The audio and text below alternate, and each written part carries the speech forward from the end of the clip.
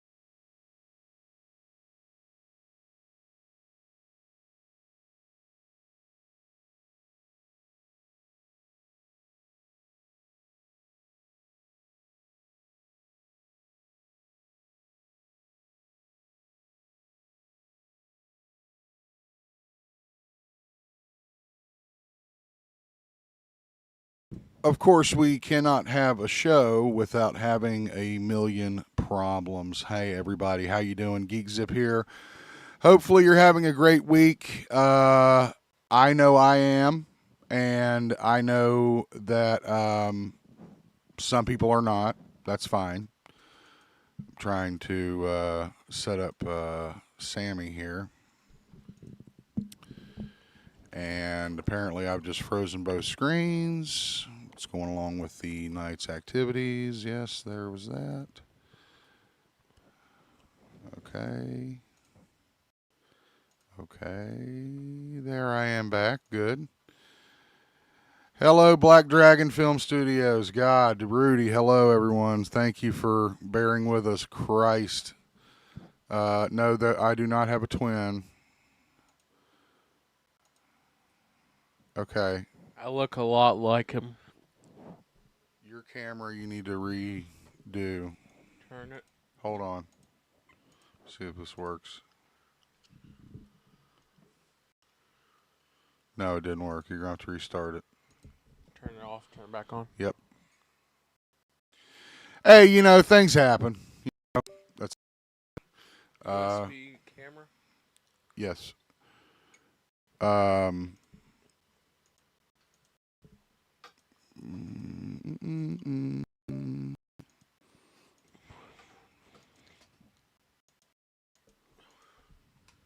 There we go. There's Sammy Z. All right. Damn. Yep, New Year, same shit. Thanks, Christian. It is the New Year, same shit. What was I saying? Thank you guys for joining us. We've got a great show for you tonight. Of course, I am a perfectionist. I probably could have gone without all these issues and BS going on, but I try to be professional. It's hard sometimes for sure. Let me sign in the chat here. Okay. Well, we've been gone for a while, and there's definitely some stuff that went down. Oh, I got a new keyboard mouse combo to no avail. They still both work like shit, which probably means my USB ports are screwed. So that's good.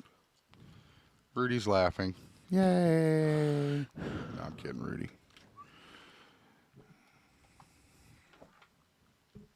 But it does make it very hard to do a live stream. Did you change your Discord password? Probably. Been a lot of chaos in the cord lately.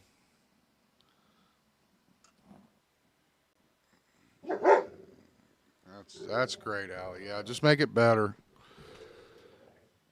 Shut up. Oh, Lord, have mercy. It's asking if you're signing.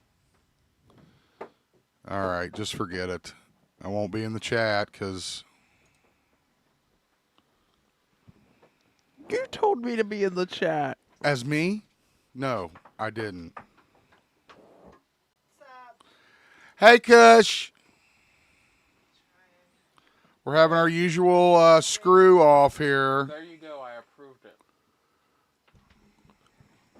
All right. Thank you. I appreciate that. Why don't you sign in as you? Wouldn't that make more sense?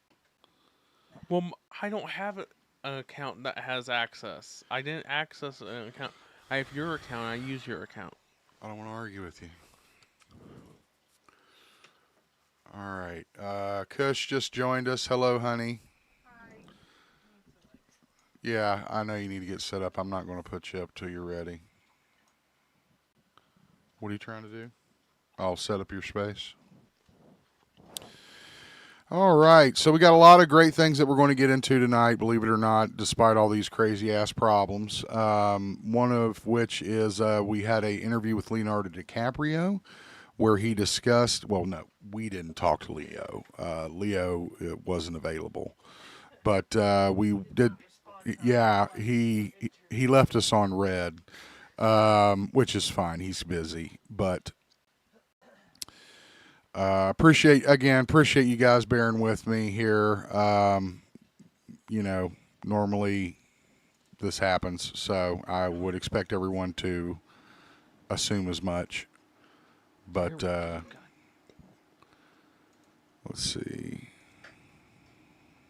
Took it forever, but I'm finally in. There's Kush.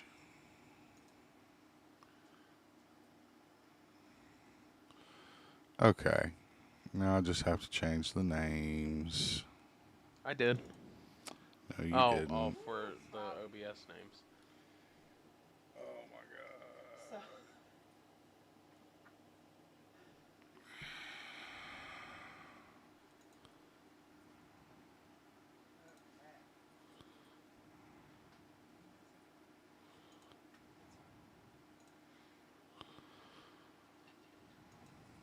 What y'all been talking about?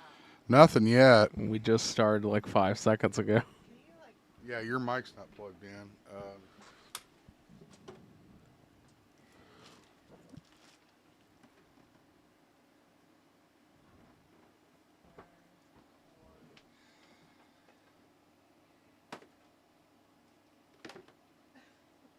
What are you looking at me for? Sammy might be on a break after this one.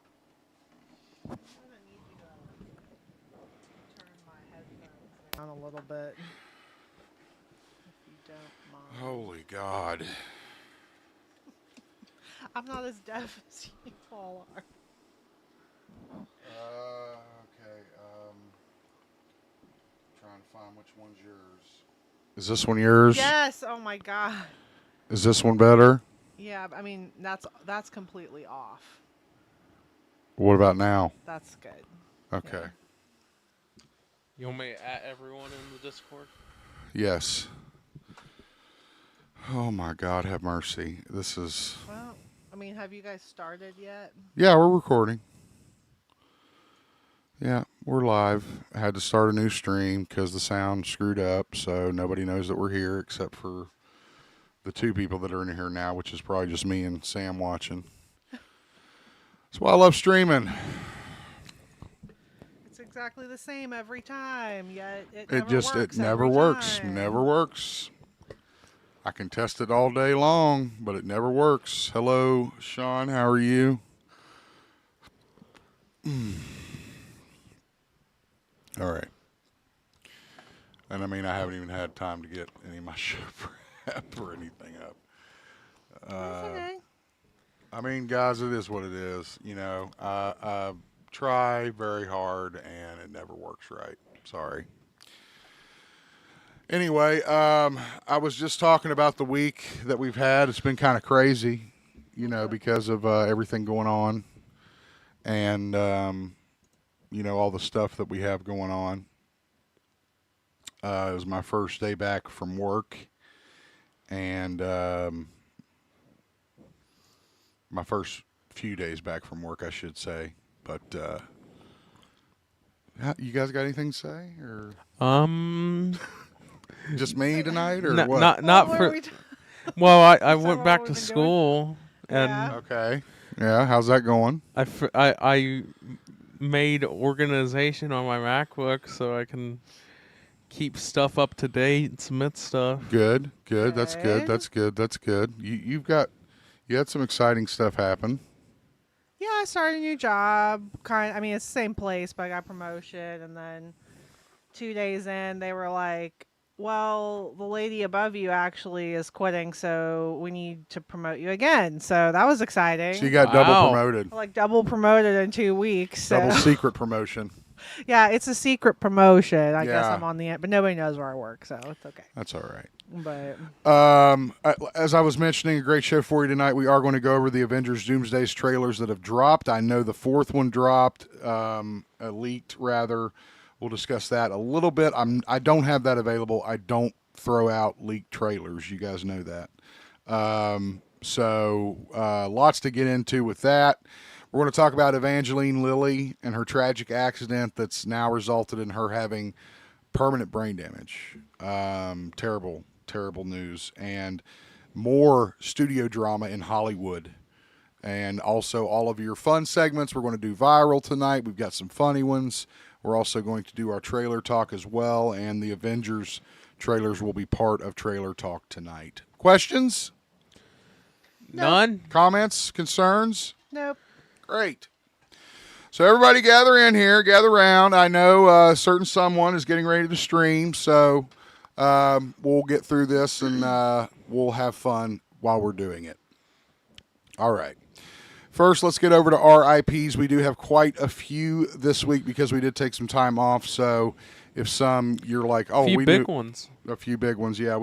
If you're like, oh, well, we already knew about that. That's because we haven't been on live in a while. Since I think the day after Christmas, right? Was that Yeah, I when we think went live? so. So 27, Yeah. I think. something like that. We're going to take a look at them right now. Here we go. It's crazy how you guys still make a full podcast episode when Yeah. you tried to make it just like 10 minutes. I Yeah. know. We were like, let's do a quick thing, and then we got going. So first up is a true lady of cinema, Bridget Bardot. If you're not familiar with that name, it's probably because you're too young.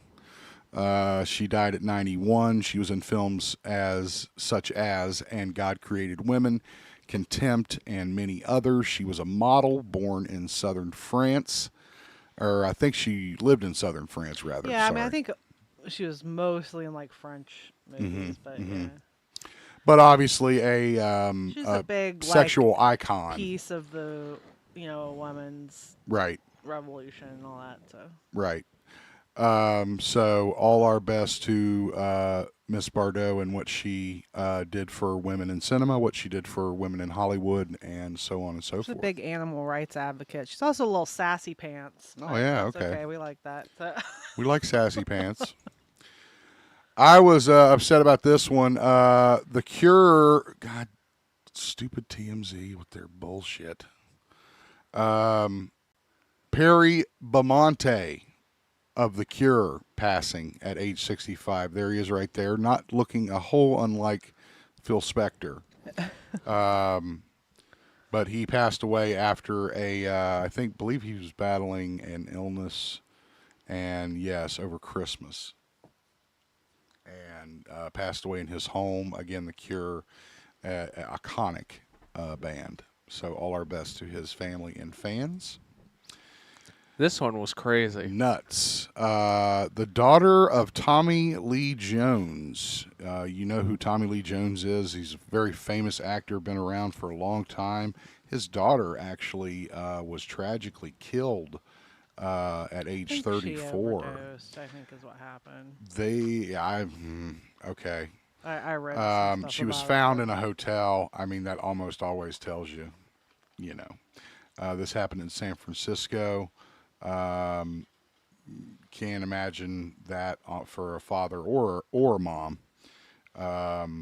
So all our best to Tommy Lee, the family, It's just crazy what's happening out here, man. It's just nuts, you know. It seems like a new one every week. And she was actually an actress. Made her debut in 2002's Men in Black 2. Was also in The Three Burials of Melquiades Estrade. Sure. Okay. Tommy Lee actually starred and directed in that film as well. So, a terrible time for the Jones family, and all our best to Tommy, the family, and the fans. If you watch Different Strokes, you'll remember the adorable star Kathy Gordon, who was in the wheelchair. She was in 4 episodes of the iconic sitcom. She's passed away at age 57. Melanie Watson is her real name.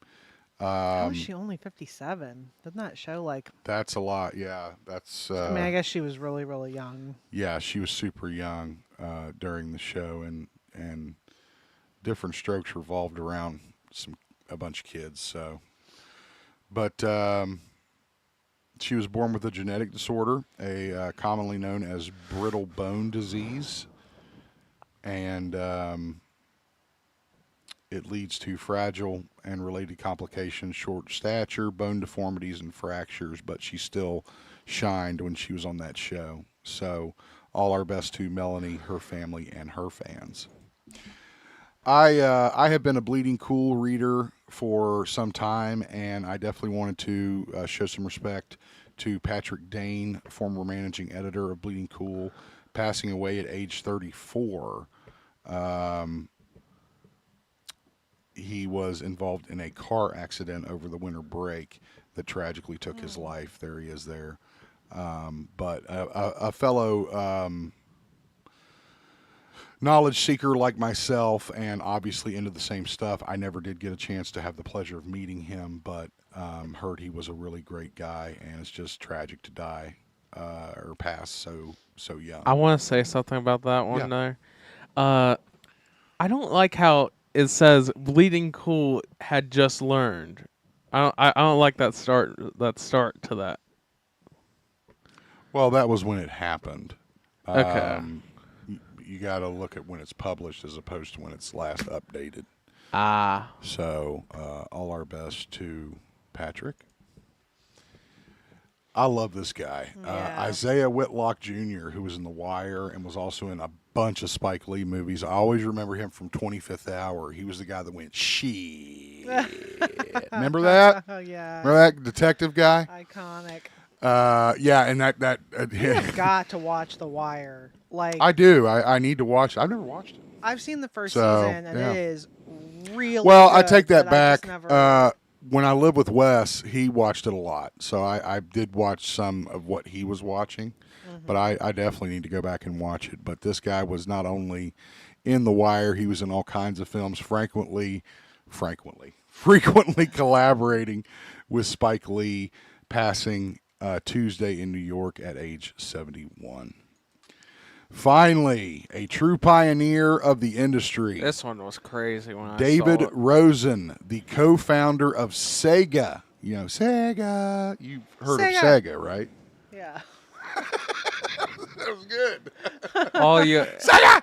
For people who don't know, Sega's Sonic, basically. Just Sonic. Sega's a lot of things, not just Sonic. I mean, it was one of the original gaming systems. Well, and not only that, but Rosen has been in the business for over 50 years making these things, and you know there weren't many consoles that could go up against the Nintendo, and Rosen made Why it possible. didn't Sega continue? Like there So, wasn't like Sega version. There's 2, a lot 3, of and there's a 4. lot of that question's thrown around a lot. Why didn't Sega succeed?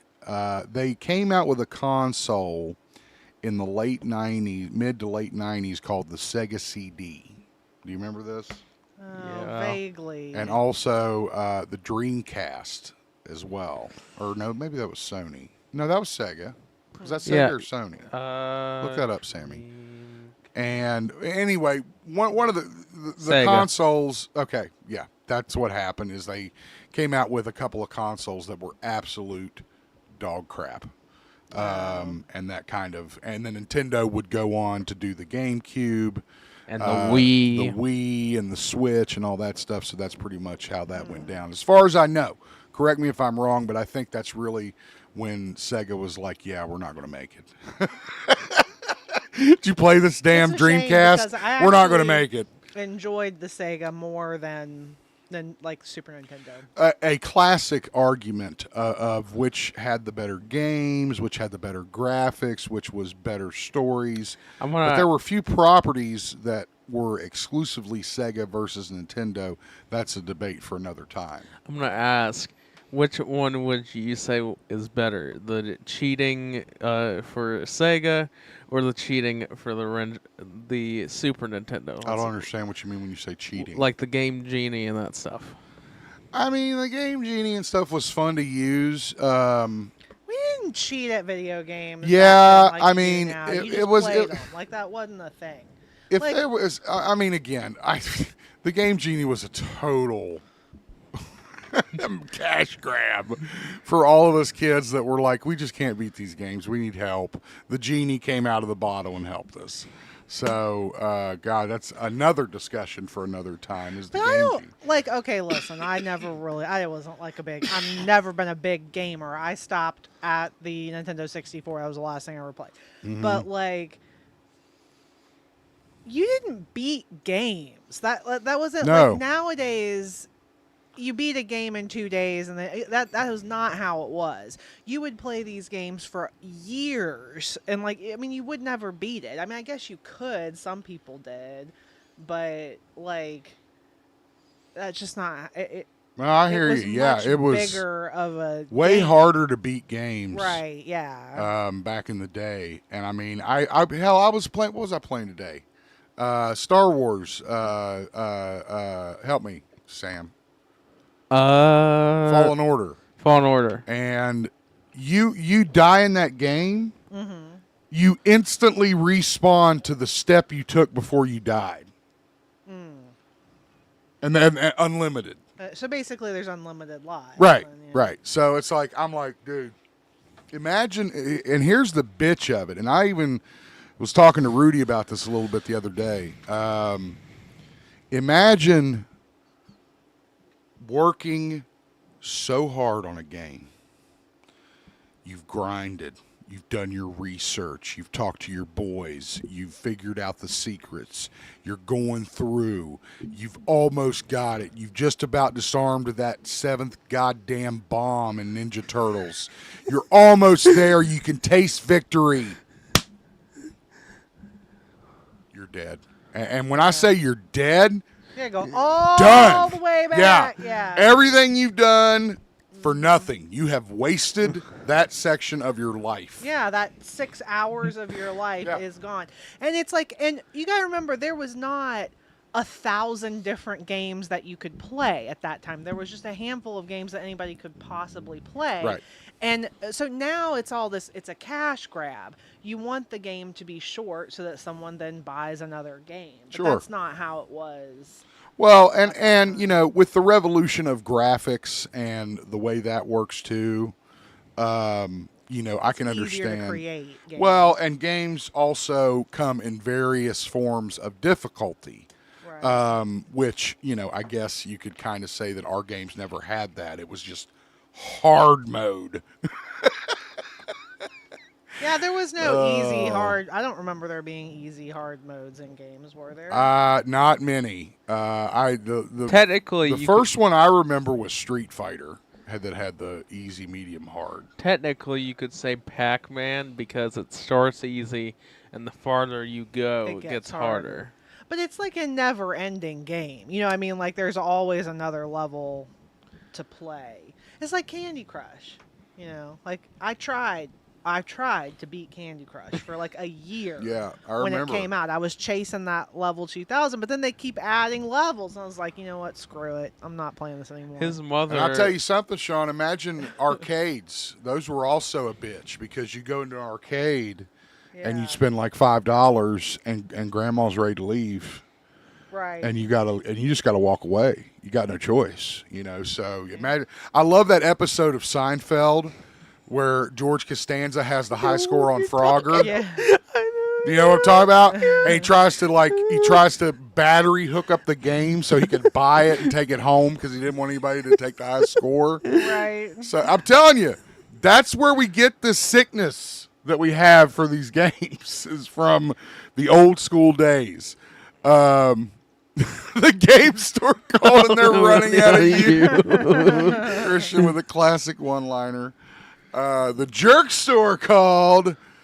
Oh man, no, they don't know. They have no idea of the struggle. I know Amen the to that. struggle because I've played older Well, games. that's because I've told you about it, and Yeah. you've seen me do it. I mean, there was one night where it was like just I don't even know what gaming system it was on. It was just some basic like tank jackal going around shooting things game. Maybe it wasn't jackal, but it was like jackal. And me and my aunt stayed up for 9 hours playing this game. Oh, I mean, yeah. all night, all morning. We Oh, were yeah. like, I mean, and The struggle's real, we weren't people. even a 20th of the way through the game. Struggle you know what I is mean? real. Like, Going all the way back to what we started this anyways, conversation. rest in peace. All our best to David Rosen, I mean, I'm co-founder sure of he would've Sega. loved I us think he would have talking liked about this that. discussion. Yes, Yes, exactly. I feel like we would have done him proud. Yeah. We Awesome. went from talking about David, and then we went to cheating, and then we went to old game. Yeah. Well, Good old days. Space Invaders This will damn- always be my favorite video game. Space Invaders was fun. Galaga is probably going to have. Oh yeah. Galaga was. I played Galaga for hours. Not on the Nintendo, on the Atari. I had it. I had Atari. Yeah. Well, no. So My grandpa had an Well, yeah. Atari. It wasn't mine. we didn't have shit. Yeah. we My had dad, books. my dad owned a Nintendo, and the only reason he bought it is because they came out with a Days of Thunder game. He was like, "I'm gonna play that Days. I want to play it." All right. What's up next? Let's do some trailers. You guys want to do some trailers? You doing the Sure. intro? Let's do it.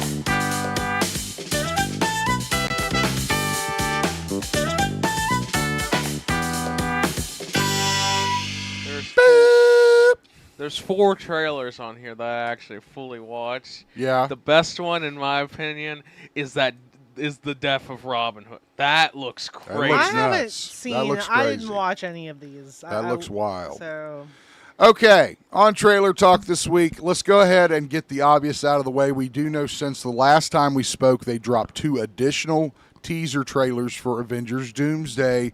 Let's go back. I know we did this one on our last Trailer Talk, but just to refresh your memory, let's watch the Steve Rogers one. it was leaked and everybody got mad about. Yes. Okay.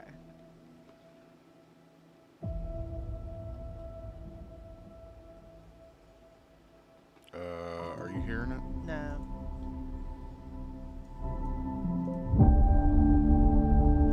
There it is. Okay.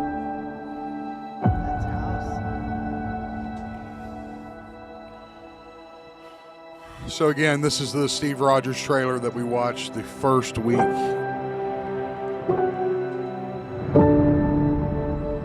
And we know that Steve ends up having a baby. I'm like 90% sure this is taking place when he went back in time. Yeah. I mean, I would assume, right? I would assume. They have de-aged him quite a bit there.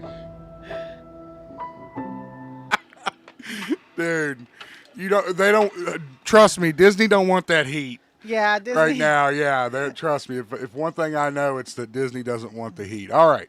So after the Captain America trailer came out, then we got the Thor teaser. Here we go. Father, all my Fair life, use, obviously. I have answered every call to honor, duty, to war. But now fate has given me something I never sought.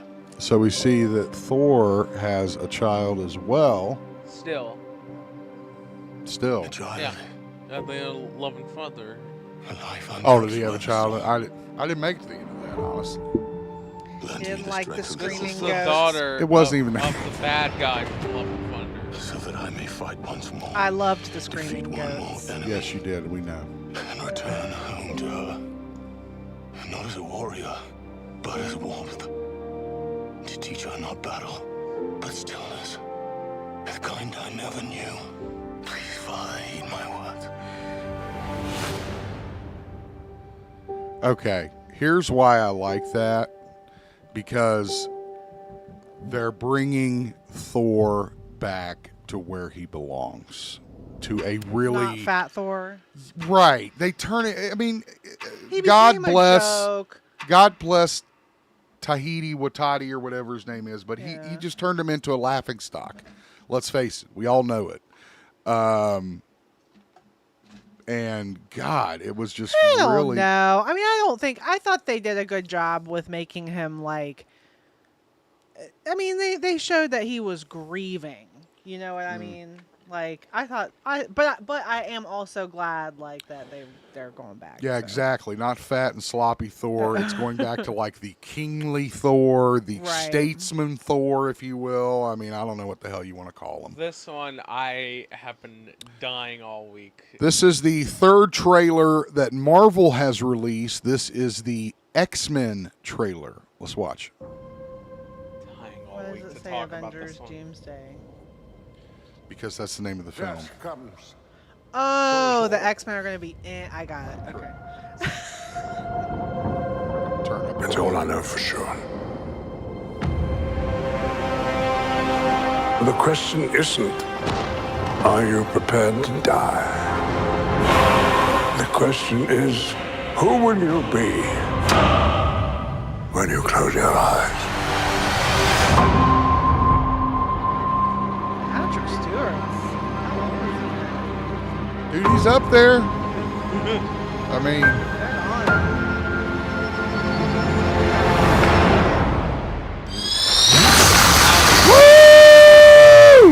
on. You gotta go back and pause it right there at that side. I think I had it on my thumbnail. Now this is crazy. That's Who is that? that's Cyclops. The no, guy. I know, but James who- Marsden. James Oh, Marsden. it is James. It is James Marsden. Okay, Yeah, I didn't yeah. know if it was. The X-Men, to my understanding, they are bringing back the original X-Men. Good. Although I love James McAvoy and I So- love those ones, but Just to acknowledge King Havoc Warlord's comment here that Charles Xavier died. He's died a lot.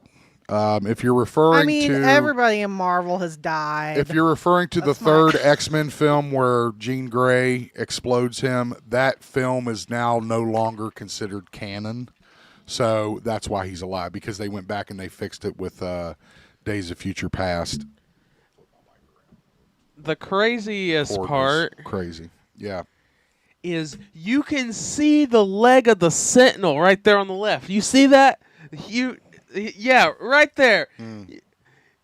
Yeah. Now this, he's in. I mean, it's confirmed that the Sentinels will be a part of this universe and most likely be a part of the storyline for the X-Men, as they should. They're 100% on the roof of the mansion, or Well, at the mansion. at the grounds of the mansion used to stand on, maybe, but I don't know. We don't know yet. Now, I know that Nerd Talk Podcast, don't know if you're watching, but I know that you mentioned earlier you wanted to know my thoughts on the Black Panther trailer that they released. The Black Panther. Are they doing a third one? No. Oh. This is another teaser trailer for Avengers Doomsday, but this one includes the people of Wakanda and the Fantastic Four. I see. I have not watched that trailer because, again, I don't like watching leaked trailers. So I'm waiting for Marvel to release it, which I'm sure they will soon. And as soon as they do release it, I will watch it and I will react to it. I just hate leaks, so I don't support them. So those are the Avengers Doomsday trailers as of today that are released by Marvel. And the film we have the countdown. December 18th, 2026, we will see the Marvel Cinematic Universe on display bigger than ever with Avengers Doomsday. That may be my birthday present, to be Now, honest. Marvel is wanna not only see that? focusing on the well, okay, That's a that's good one. easy. I mean, yeah. we do. Well, okay, yeah. Yeah, done. Marvel is not only focusing on the big screen, they also got Wonder Man coming to Disney Plus. Director, this is the world. It's everything. If I get this close, Is that the guy from Superman, the old guy that was in league with Lex Luthor? Remember, from like the Russian country? I swear, I think that old director guy is him. I swear. Hold on. I'm gonna need you to sign this to confirm you don't have superpowers. yeah. I need to be in this movie. Zah! I was born to play this character. Acting is the sum of everything you've experienced.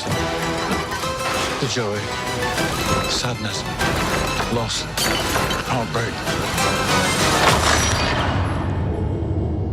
Woo! Yes.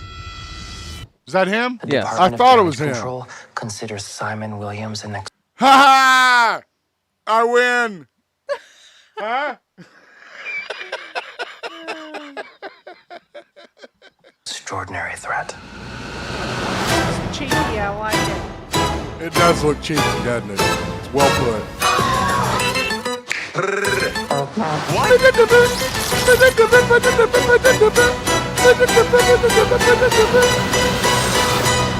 Are you gonna use super speed or what? I'm gonna use my car, Trevor. Does that mean you do or do not have super speed? Let's go!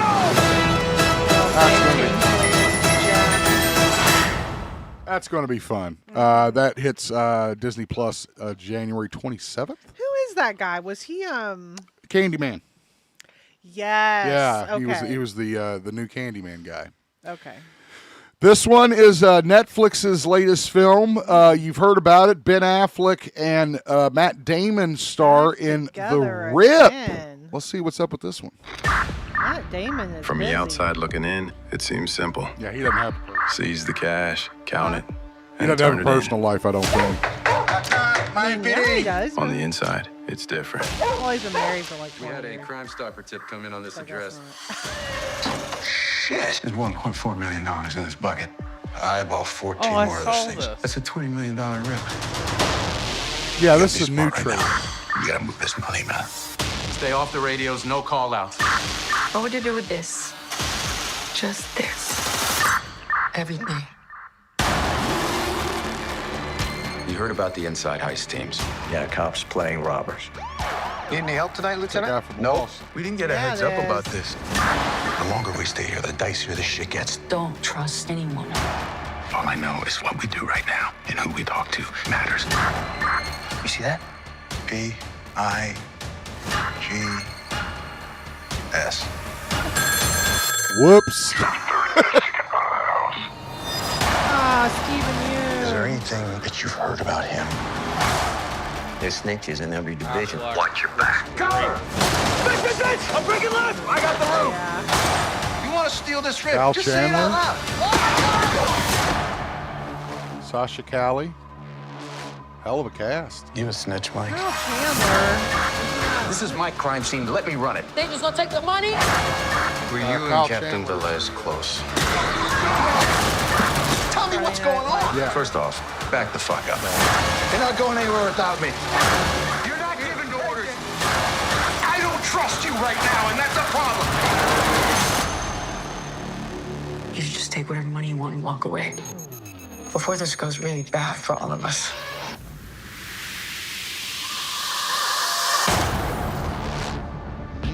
I mean, have I seen that movie 100 times before? Yes. However, The action I scenes will are watch great. it again. So, Hey, that looked good to me. I mean, man. I love Ben Affleck and Matt Damon. Everybody loves them together, right? Or I is that think just so. I me? mean, it's been a while since they've done anything together. What was that Right. last? that shitty period piece they did together? Oh no, that was good The with Duel Adam Driver or something, the Duelist or something. Last Duel. Last or Duel. something like There that. you go. Last Yeah. Duel. Yeah. That was different, but it was good. This one came out this week, and I'm looking very forward to this one. I love Zoe. I think her name. What's her name? Beats. Don't know. Okay, you'll know her when you see her. But this is "They Will Kill You" official trailer. The Virgil was built in 1923. Today, it's one of the most exclusive buildings in Manhattan. Hi, I'm the new maid. With such wealth comes the expectation of the highest quality of service. Karma. It's a lot of You are lux. correct. Beats or whatever. Tom Felton's in this. This building is a temple to Satan. Each month we must pay with a human sacrifice. Tonight, you are the offering.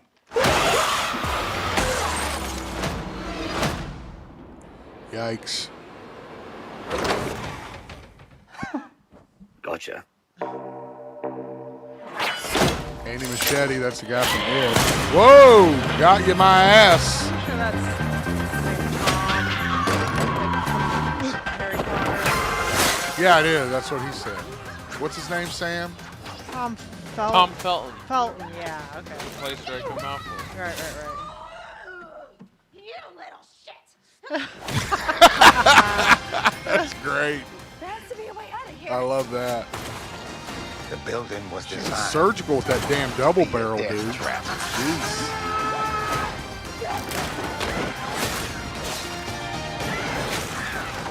I don't really like funny horror movies.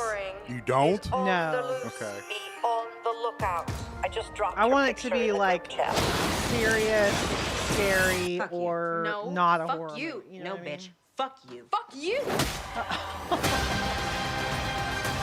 I think horror can What be is going on fun. in here? No, I just think it can be fun, but I don't like horror comedy. Forgiving mood.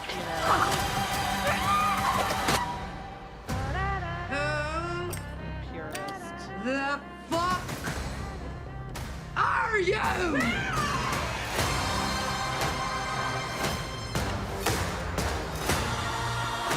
You know, every horror movie has to make a statement.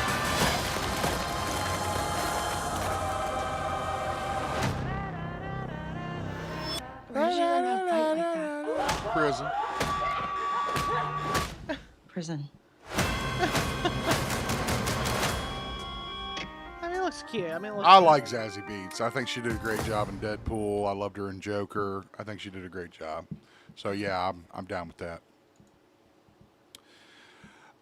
This was the. Did we do the sizzle reel for Netflix last time? No, I want to watch this. I saw this. Okay. I saw this. I This was is gonna the sneak this in. no matter what. 2026 sizzle reel for Netflix. Let's take a look. We watched the sizzle reel for Something. HBO or Maybe something. something. I don't know.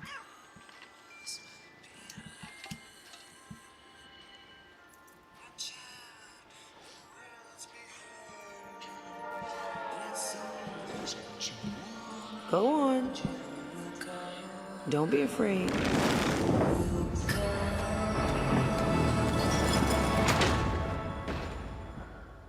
I've been expecting you.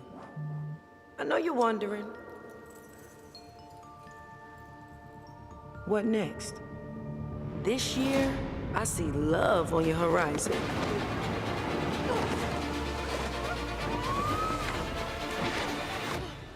Is that chick Hope from you One know how Battle to After Another? I'm pretty sure. Yeah, I was thinking the same thing. And that's the guy from Bridgerton, of course. Oh yeah, this And is the the getup. Bridgerton season. I see a trip Oh, to a strange it is new land. Bridgerton. Yes. I couldn't tell you a damn thing about Bridgerton. This is I could tell you about crazy right here. Hawkins. Where your chariot awaits. Look. Nah, Oh, Apple not looks yet. cute again. You don't look stupid First, you gotta anymore. lose control. What is And that? let fate show you the way. What's One Piece? Monkey D. Luffy. What? Yep. One Piece. It's a show. Watch it. Love it. Okay. I love it. Okay. It's crazy. A secret to find you. Don't snitch.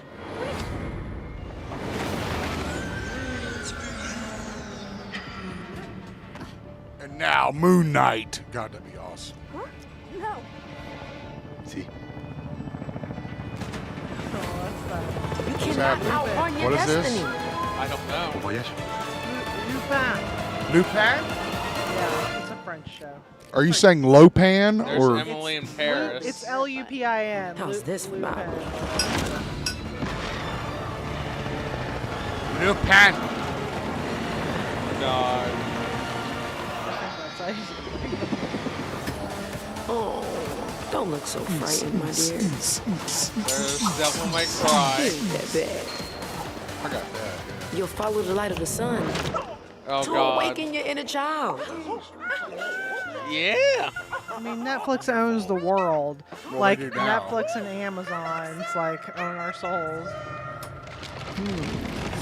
Two of Swords. Two of Swords. You'll lose a little faith. Who will clash? Who's that? I have no But when idea. justice lifts the fog, you'll gain it right back. This year, you will question everything. Everything. Ah! It's a little nod and That's- wink to that- the ending of Stranger Things. Oh, Mindhunters is back. Did you bring it? I think. Isn't that Mindhunter? No. Pretty. Oh God, what is it? I forget what it was.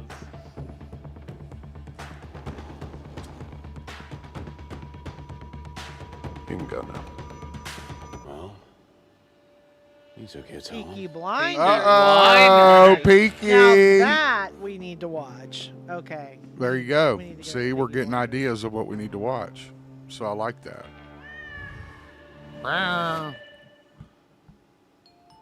So,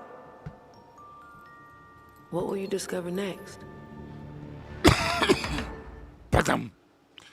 That was pretty cool. Yeah. I Now like that. this one we all gotta watch. This one's This is crazy. the one Sammy's been waiting on. Here we go. This is The Death of Robin Hood. A24 Would you like to know film. a secret? I'll shut up so we can hear it. People speak of Robin Hood, tell his stories. They're all Robin of the lies. Hood. Don't get me started. Not a hero. You are a murderous brigand. Son of a devil worshipper. I am the outlaw. Robin Hood.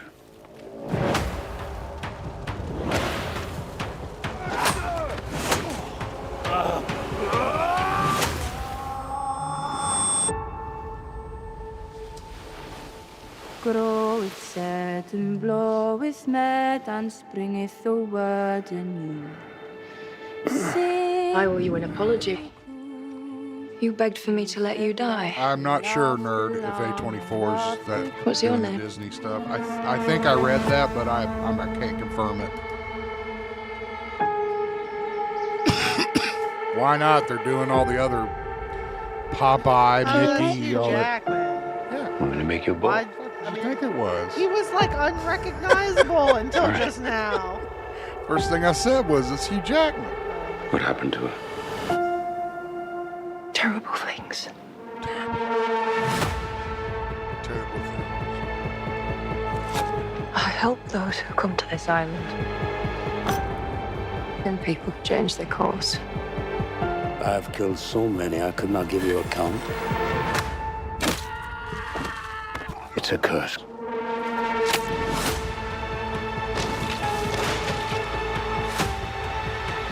There are bad people out there.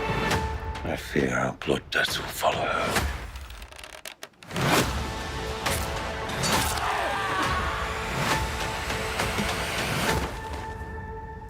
I'll keep you safe. I will keep you safe. Damn, that's hardcore. I do not get what that's about. So I think what it's saying is like the lore of Robin Hood is completely wrong.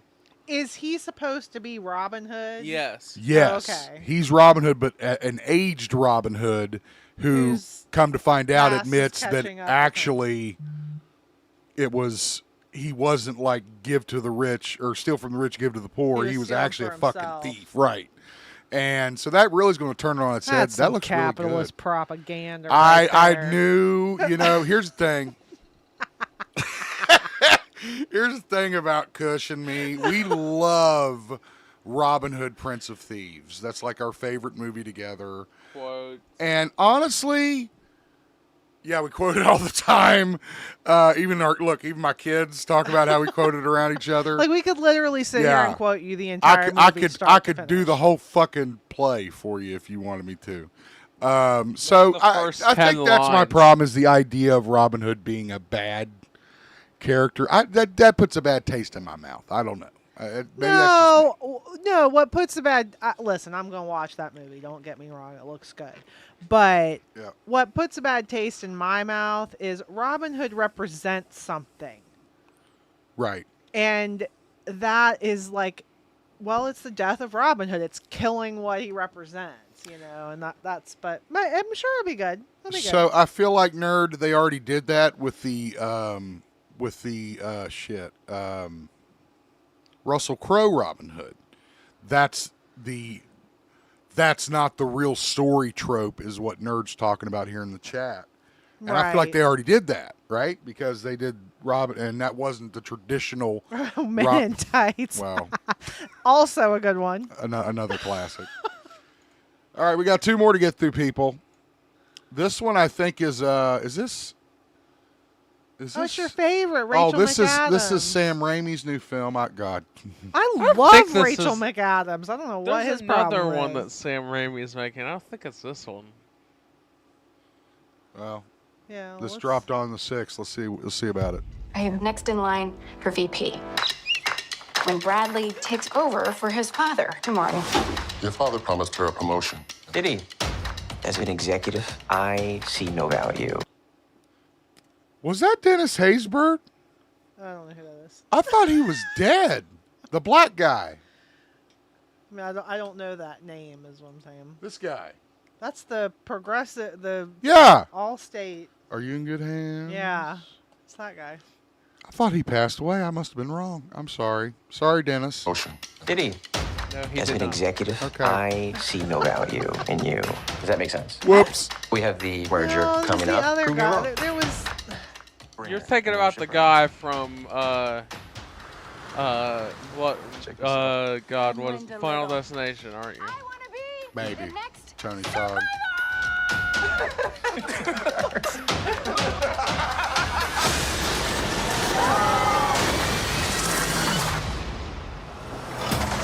Oh, this looks like it'd be right up your alley. Yeah, I love a making a shipwreck. distress signal Oh, or a bigger God. fire? Getting us out of here. Oh, it's like a romantic thing, like that fucking Harrison Ford Anne Heche And movie. Heche, yeah.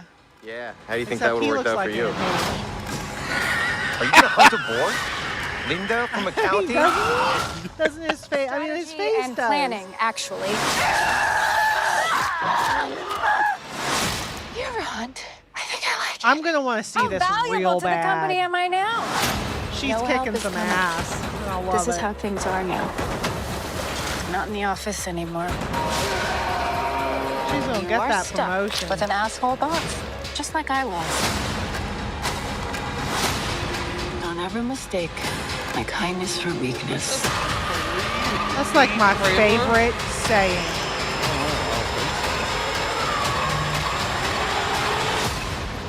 Okay, I don't like think we that. should ever leave here. Sam Raimi. We're bringing the insanity back. I like January it. 30th is when that comes out. That's gonna make you like Rachel McAdams. Probably not. This. Okay, I know nothing about this. This is called Steel. This has not Steel like the superhero. Steel like I'm gonna go steal something. Starring Sophia Turner. Let's check it out. Sophie Turner. The trick of the job is Not to die of boredom.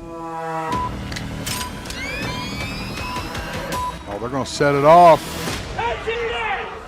Ladies and gentlemen, if you do exactly what I say, you won't get hurt. Commit the trades. I can't. These are people's pensions. Okay. Sorry. Guy's got a gun to my head. I'm going to Trades transfer. have been approved. Sorry. I would hope they could fix it later. You know. Have insurance. Yeah. British history. I'm Reese Kovac. If not, that's your fault. Officer. You and your colleagues here have been ID'd as potential significant witnesses. As we know, they all wore prosthetics. Nerd so Talk our says facial Rachel recognition is McAdams completely turned down useless. being Find the Pepper thief, Potts and Iron Man. find the That's money. Thank God. Both are time critical. I don't think Rachel I could. McAdams. I don't think I would have been able to watch Iron Man. Gwyneth Paltrow? Intelligence and You frustration. can't tell me that face is okay. I'm sorry. I just. I think just she has don't- one of the most beautiful. I don't like her face. I'm Well, sorry. I don't know what is wrong with you. A lot. She's gorgeous. Not. Get it. She's got long face. She looks like Matt Tonight. Was MI5. McDonald's. She looks like that moon face character from McDonald's. Looks like Matt Tonight. I need to know who they are. Gotta give me my Big Mac. We're not even watching this trailer, but that's Take okay. that out now. I don't think that's This Rami show- Malek. No. This show is set to release On here, then you're Wednesday, January 21st. Is everything with you just a play? I like how you're finally on the You're in the big league statistics. I like it. It's about the end game. Don't you? Yeah. And a million different ways you might not survive it. Oh, is that the dude from the Queen movie? No, I don't think that was No, Rami Malek. it's not No, Rami Malek, but he's looked like him. he's been in a whole bunch of stuff. I just can't think of what it is. But anyways, For show.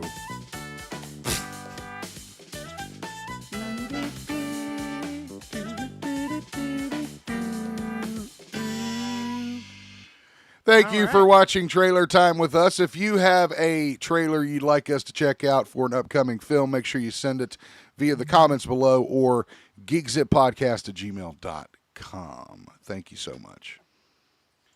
Got some good ones coming out, man. yeah, Some promise, yeah. I actually feel hopeful for the year.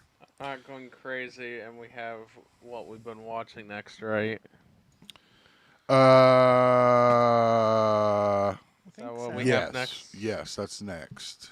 Correct. I want to go on here and And what? replace the thumbnail on this. Oh, you want me to do that real quick? I Well, can't. it's on my drive, so I don't know that you can. Well, I have it. You have the thumbnail? Yeah. It's an old stream that's on YouTube that I could pull Okay. the thumbnail for and fully Yes, replace. do that, please. It bothers me.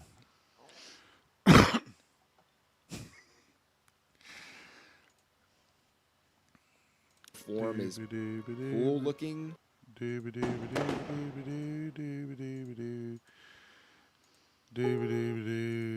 How's everybody doing out there Can I in talk about YouTube land? what I watch? yeah.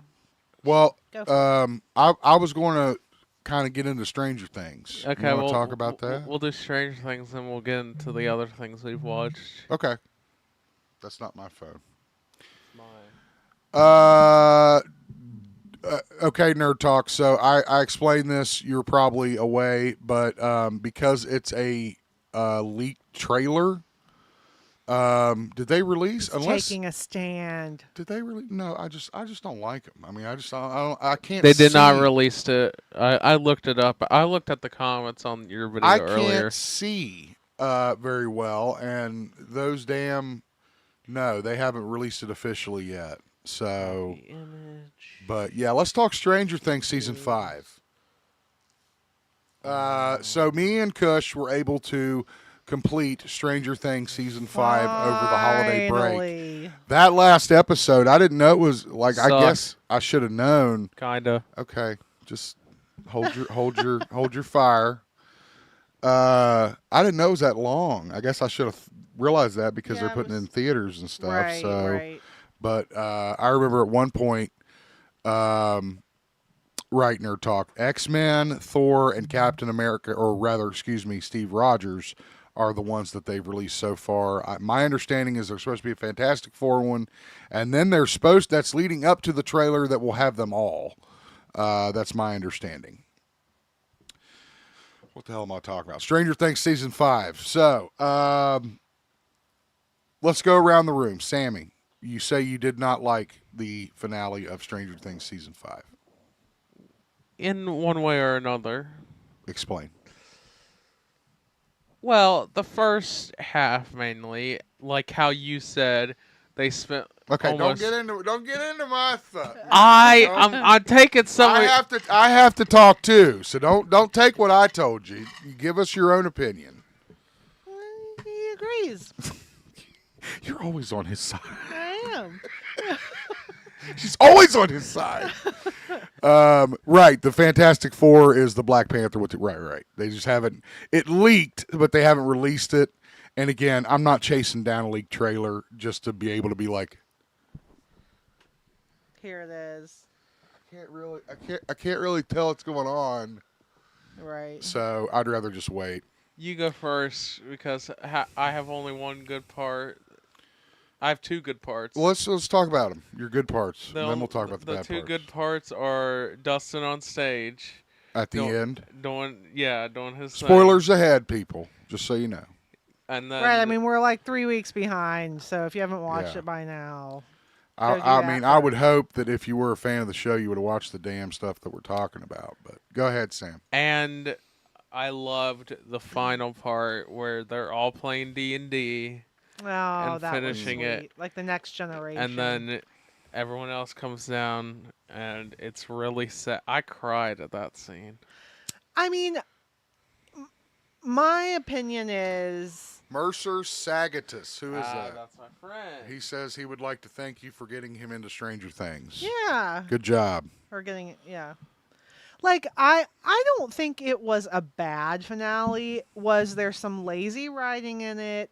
Occasionally. Lazy booking. But the whole season suffered just from the fact that it took so long to get to it.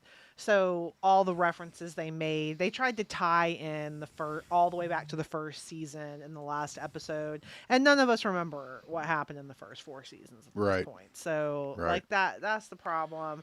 I ain't got time to go back and rewatch it all, so that was definitely an issue. I think, you've had too much time. I mean, it's one thing to fair use. I'm using someone else's clips of the show. It had its moments, definitely. I mean, I always enjoy David Harbour's role. It wasn't bad. No, it wasn't bad. Was it worth the wait? No. Not in my opinion. Not in my opinion, no. The ending, again, lazy to me. You could have done a lot with this show, with everything that everyone loves about it, right? Whether that be the Mind Flayer or the Demogorgon or the kids or there's a great number of things you can do with this. I did like how they went a little bit into Henry / Vecna's backstory. That was interesting. Actor who plays Henry, Julian something, I can't remember his. Jamie, really the best part of look him up, Sam. I know who is incredible. He's really good. The last episode, I remember I told Kush we were watching Jamie together. Campbell Bower. Yeah. Okay, yeah, that's right. I was telling Kush, it took them like a day and a half to walk to that damn Mind Flayer. That's the. Is that your complaint? That was one of the things. I swear to God, I'd go make a sandwich. I'd come back in the kitchen. I'd come back in the living room. They're still walking toward that damn thing. It looked like they hadn't got any closer to it. They could have used some editing. Anyway, Mercer said he meant the stream and not Stranger Things. Oh, good. Even better. Thank you, Mercer. Appreciate you. I did highlight your comment, so thank you very much. Hit that tip button. I don't think Mercer has a dime to his name. That's fine. None of us do. It's okay. It definitely made me want to go back and watch the series, though. I mean, that definitely made me want to. Someday, when I that's have what free you did, Sam. You watched it in a row.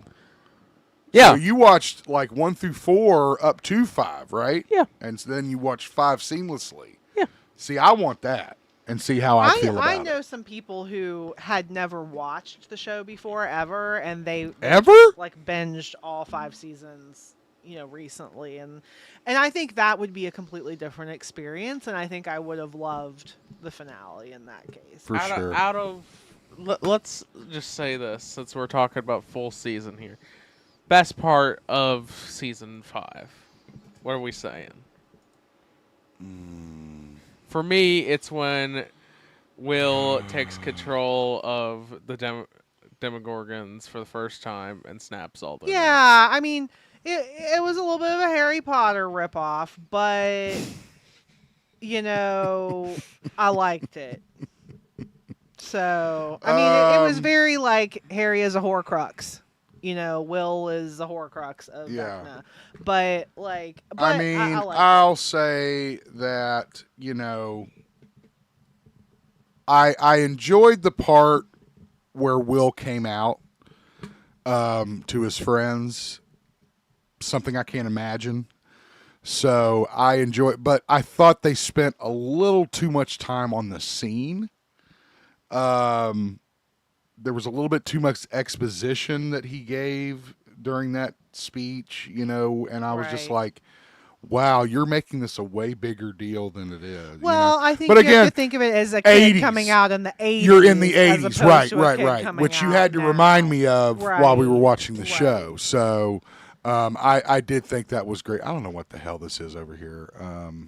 Coming back to the regular shit here. Here's the thing, though. People love to rag on new stuff. You know what I mean? So, people love to be like, oh, everybody loves the show. I hate it. You know, they love to talk crap about everything. Sure. But it wasn't bad. No, I didn't think it wasn't bad. like the greatest finale I've ever seen. No. Right. But it wasn't bad. It was good. It's Are these your boys coming in, Sinise. Sammy? Yeah. Okay. Well, sorry. Yo. Mercer took the link, gave it to the full group. I'd like Good. I'd like to get more viewers if you don't mind. Stranger Things season 5 is now available to watch stream on Netflix. Just make sure you have adequate time. And I would recommend, definitely, if you can, to do what Sam did and watch it from like the beginning on through. I think Do you you'll remember have a the better good old days when we all had free time? Here we go. And we would do that? Here we go. Like every season of Game of Thrones, every single one, I would go back and watch the entire show from the beginning before that season aired. And like Lost, I did that. Every season of Lost, I would, before the new season would air, I would go back and watch all 5 seasons or whatever. I ain't got the time for that shit, so. I'm still here. I dropped down for a minute. My camera's being weird tonight, but I'm still here. I'm gonna try this. There. Okay, there we go. See? Yeah, I do like how they made Will a bigger part of this season, because Will was like the main character of season 1, right? Right. Well, kinda. I'd mean, say 11 was more the main character. Well, okay, but like Will was like the other main character. And then he just kind of like faded into the background for 3 seasons. Right. So I am glad they brought him. Well, and they kind of they hinted at it last season. Right. And you kind of thought it might have happened. I know I'm good. I'm good. I go off camera all the time, Sean. Don't worry about it. I hit a vape. I don't like to do it on camera. So. All right. So yeah, Stranger Things, pretty good. Go, Sam. What else did you watch? I went and I watched all of the Knives Out movies, but you always do that. No. How many Knives Out movies are there? Look up Knives Out Glass Onion. That's the one I want you to look up to show. I thought there was like one Knives Out. There's Knives Out, and then there's 2 Knives Out mysteries.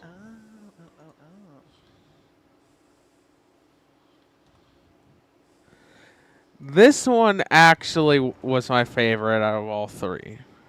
Okay. Why? Well, there was. So they 5 people, including It's got bitch Tista in it, so he. Okay, number 1, he is a bitch. of course he's always a bitch. He's kind of like Charlie Kirk.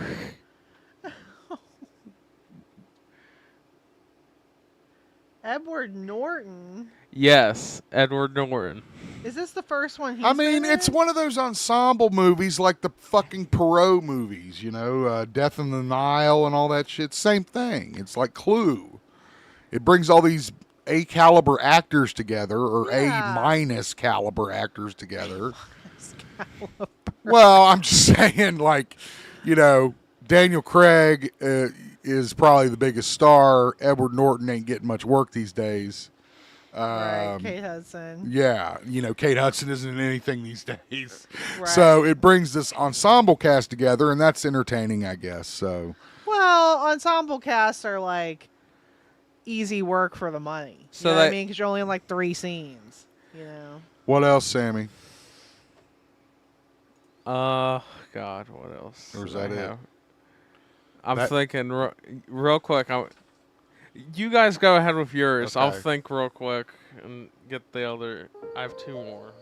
Oh, I watched Task. Yes, you Because watched somebody Task on over here HBO. couldn't get through it with me.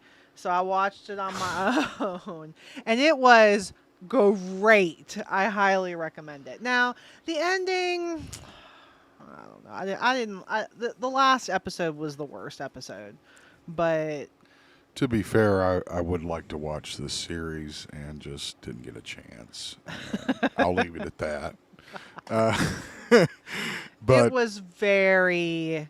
It looked great. Very compelling. Yeah, it looked great. It was good. I again, not saying I wouldn't watch it. All right. So,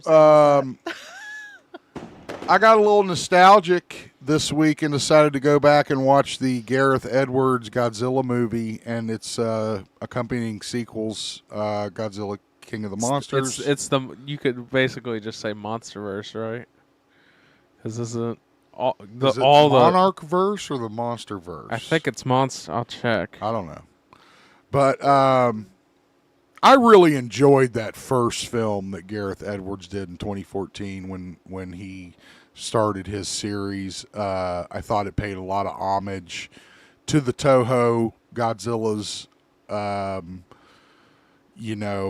what it's become now, I feel, is a natural progression of what was going to happen anyway, that he was going to end up teaming up with Kong and they were going to fight and all that shit. Godzilla 2000 is actually one of the Toho films. So I like they were trying to pay homage to that, but also create something new. He's obviously a lot thicker than he is in the Toho films. And I like how they keep kind of experimenting with his power, too, in each film. But I love these movies. I love them a lot. And there were some cool moments in that first one like that. I will never forget watching that parachute scene when they're parachuting, and it's got that music with the choir. It's like, it's like you're falling into death and destruction. It's just a great scene. The first Godzilla, the Godzilla versus Kong movie wasn't that good. But when they teamed up in Godzilla and Kong, the New Empire, that one was actually kind of fun. I tried to watch The Secret Empire with these and New Empire. Whatever. This is still my favorite one by far.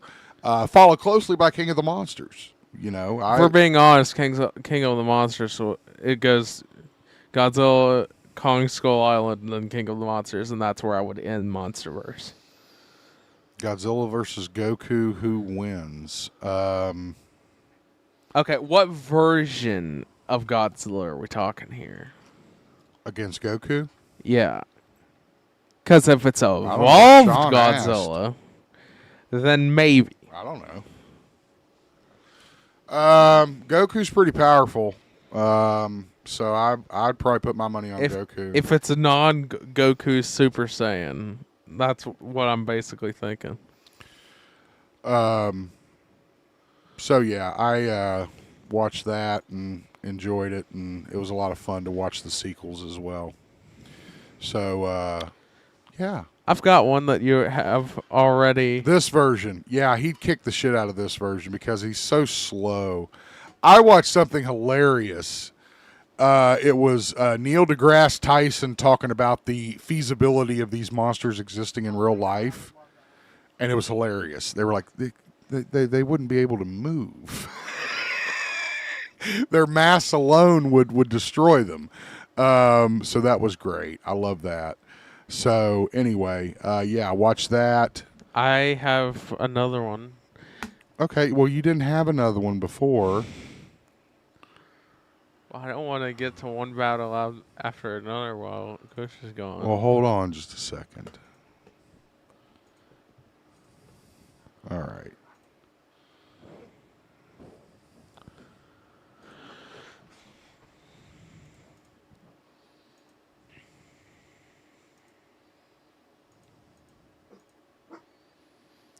Shut up, Allie. All right. So, what do you got, Sammy? I decided to spend the big bucks, and I bought Five Nights at Freddy's 2. Yeah. It was okay. It wasn't that good. It was not at all lore accurate. There's this little girl. Spoilers, everyone. There's a little girl in it called Charlotte. Charlotte is known as the first death in the Five Nights at Freddy's franchise and lore. Mm-hmm. I don't like how they killed Charlotte, because Charlotte got locked out in the rain all alone, and William came out back and stabbed her. Mm-hmm. I don't know any of the characters or anything, so. And yeah. Then the puppet would crawl out of the pizzeria, losing so much power, and Charlotte's soul would combine with the puppet. Uh-huh. And you're saying it wasn't true to the lore? Yes.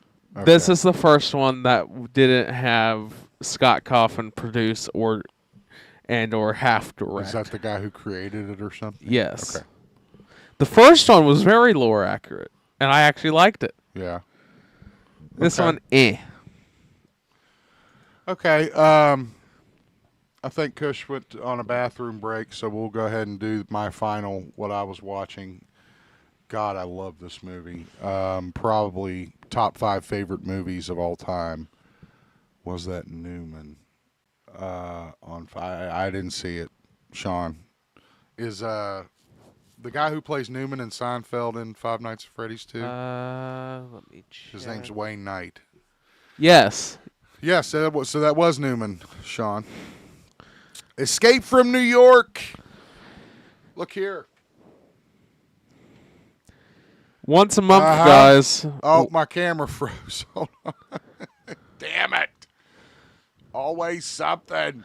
Once a month, guys, he goes back and watches this. I love this movie. I watch it every month if I could. All right, there we go. Sorry. Look at that bad boy. Picked him up the last weekend. Snake Plissken. Yeah, it's Escape from L.A., but F you. It's all I could get. John Carpenter film. Kurt Russell, Donald Pleasance, and the iconic... damn it, what's his name? Isaac Hayes, sorry. As the Duke of New York, #1. No wonder everyone's still here.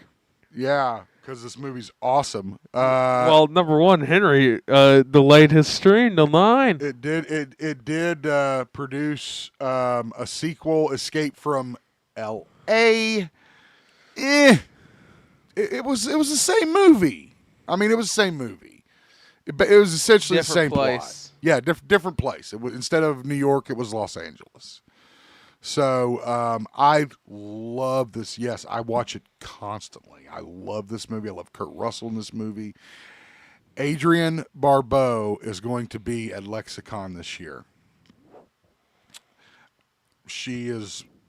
I had a crush on Adrienne Barbeau. Yeah, Swamp Thing, The Fog. She's been in a lot of John Carpenter films. So one and of she your was in this one. signatures that you're gonna get? Oh yeah, for sure. I'm thinking about what I want to get her to sign. Whether I want her to sign something from Swamp Thing, or something from Escape from New York. But it's definitely between those two. Don't we So, have a in-box Swamp Thing? well, she didn't play the Swamp Thing. Okay, so I don't want her to sign the damn Swamp Thing. That would be Ray Wise if anybody. But so yeah, I watched Escape from New York, and that was a really great time, great film. Our last film that we've been watching, we were kind of waiting on Kush, but we'll get started. No. We what? can hold. Oh, we hold? Yeah. Okay. What do you want to do? We want to play a song? I have one more I can throw in because I bought it and rewatched it. I went and rewatched both Wicked movies because after Wicked for Good came out I don't dig on Wicked. Allie, shut up. I don't dig on Wicked too much. Yeah, the first one was really good. I loved it. Saw it in theaters. Have her sign some from both. I'm not a rich man, Sean. Damn. I got to pick something. Nothing. You okay? Yes. We waited on one battle after another for you. Okay, now you can go ahead. Well, I got to switch us back to 3 cameras. Okay.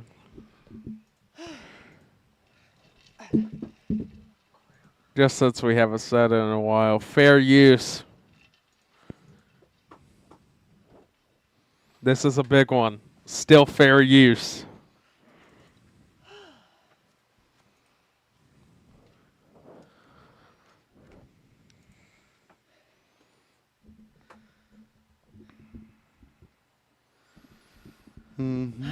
I went to music school, so Wicked has been a musical for a lot longer than the movies, right? So, like, I knew the show like 20 years ago or whenever it came out, but I haven't seen the movies. I would like to. So it's some of the stupid. I wouldn't. It's the one franchise I have fully bought and fully paid for at full price. I think someone needs to expand his horizons. Do you? All right, let's talk about One Battle After Another, the new film with Leonardo DiCaprio and Benicio del Toro. Very interesting. Very, very interesting film. Yeah, it was great. Essentially, the plot is these people are basically a domestic terrorist group. 2 of them fall in love with each other. Sean Penn is also in the film. He plays a character that works for the military that is tracking this terrorist group. He basically has a romantic relationship with the domestic terrorist leader female. Who is also in a relationship with Leonardo DiCaprio. Right. Who then they then have a child. The old team, Leonardo DiCaprio and the daughter have long since walked away from it.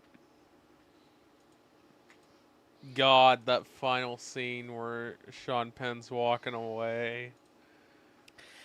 Yeah, I mean, I think clearly the best scene of the entire movie Is him falling off that is roof when he and falls gets off the tased. roof and gets tased. I mean, we must have watched that. I can't 15 show that times. specific part, but I mean, yeah. I mean, I there were, haven't laughed that hard in a movie in a long time. This was a great movie. This felt like a Coen Brothers was movie. a drama. Yeah. It was a comedy. It was like social commentary. Oh, in yeah. all the Yeah. best ways. And we were talking about how terrible of a movie Eddington was. Yeah.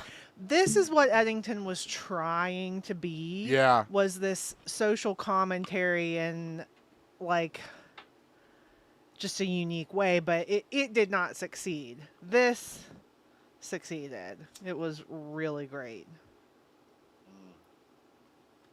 It'll win Oscars. It may Oh, win yeah. Picture of the Year. I think it should. It was. I love that it was original. God, Benicio del Toro and Leo were Oh my God. hilarious Great. Yeah, together. they Oh were my great. God, they were so good. It was like Nick Cage and Pedro Pascal in that one movie. The unbearable weight of massive talent or Yeah. whatever. And that one clip that's like memed hundreds of times where Sinners was very good. He's Nerd like- Talk. what? That one scene and With Pedro Pascal's big smile and the Oh car. yeah, oh yeah, God, that's classic. Yeah, for sure. Sinners was really good. Nerd Talk. Best movie of 2025. Best movie of 2025 for me will always be Superman, no matter what. Oh well, that's true, but I don't We're think biased. it'll win an Oscar. No, I don't though. think they it'll don't. win They an have. Oscar. they're a I want little to see that. I want snooty to at see the that Academy. Nuremberg movie too. I really am. Oh, who's in that? Russell That's what I Crowe. thought. Oh, Yeah, Russell Crowe. I mean, he's getting into he his is like captivating. Twilight. It does not years. matter what that man is in. If he is in it, I am like glued You're to there. the screen. Yeah. He's just like a star, like a magnet. Let us know what you watched in the comments below. You can also send us an email, geekzippodcast@gmail.com. We'd love to know what everyone is watching. Make sure you like the video, subscribe, and we'll see you next time for another edition of What We Watched. All right. Time for everyone's favorite. Oh God. Okay. I looked. Yeah. Oh Okay. God. Oh Lord. Oh, viral. It's time to go viral. We really just need to get a big trampoline just because they seem to attract really What? funny incidents. Well, you ain't seen like shit yet. There's pigs in the background. Why? In the I don't know what. I don't know where they're at. say this. I'm going to assume What? a foreign country. What? There's like a the boat in the Forrest Gump background. shrimping boat in the background. And then, are those pigs or sheep? I can't tell. Let's watch it. I don't know. Let's go viral here. Here's our first one, The courtesy new Batman film of looks shite. yeah, courtesy of at Dino Gorton with a T. Here we go. Whoa!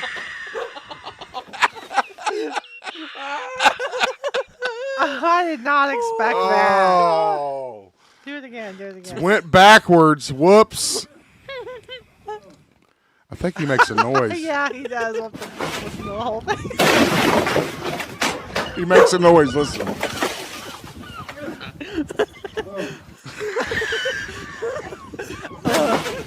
Oh. I love that one piece of wood that flies up in the air in helicopters. I think the funniest part is the seagulls you hear in the Laughing at him.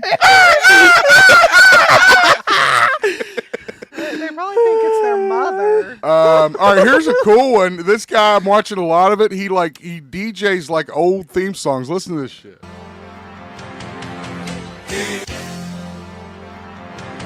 Love this.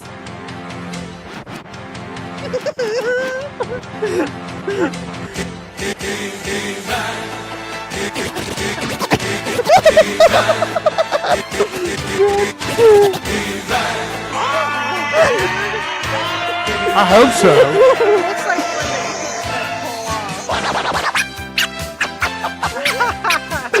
Oh God!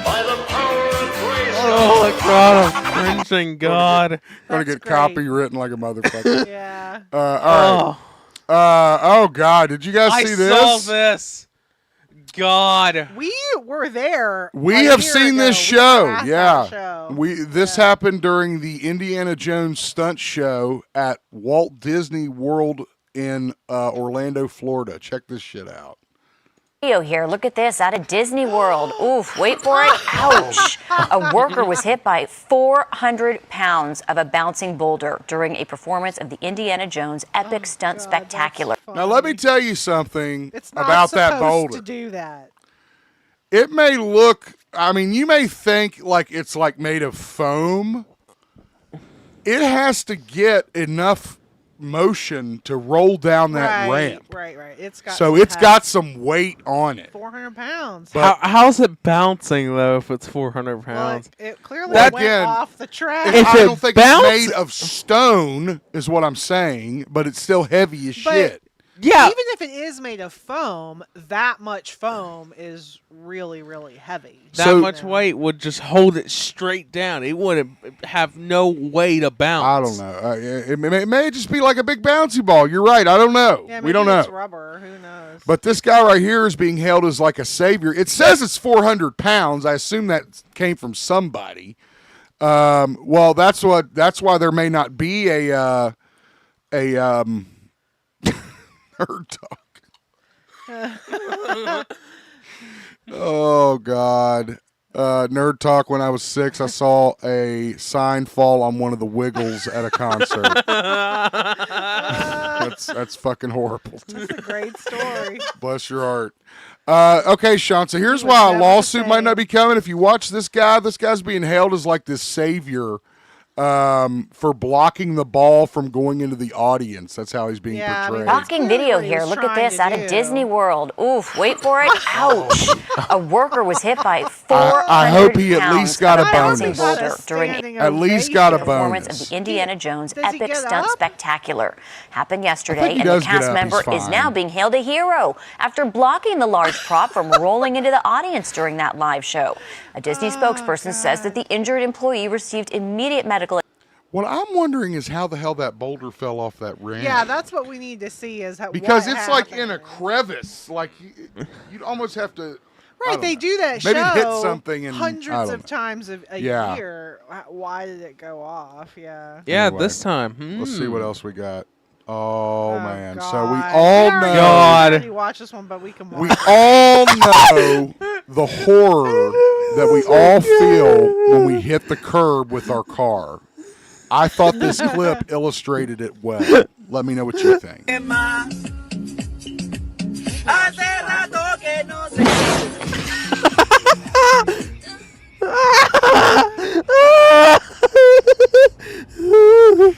You calm your ass down quick when you hit the curb that hard. You're like, okay, am I still alive? That your is my tire car pressure still? light does Yeah. not come on. Shit, your tire pressure light. I pray to God my tires are still attached to my car after that. God. Anyway, everybody knows that feeling. There was one time I hit such a big pothole in Huntington that my hubcap went rolling off and my axle bent. I was so mad.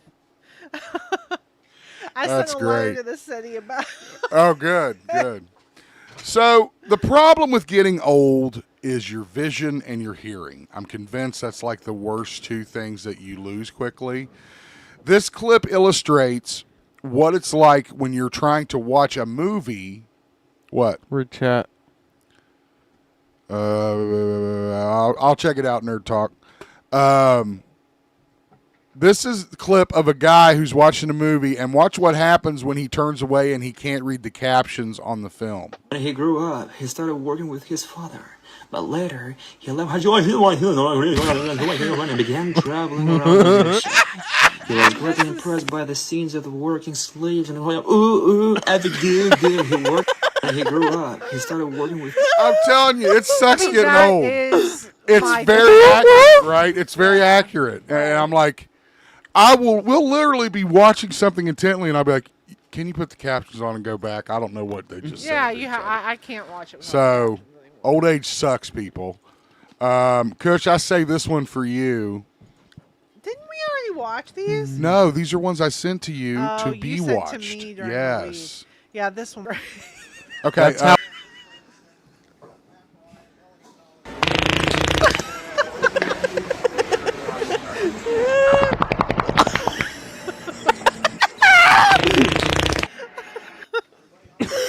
Oh.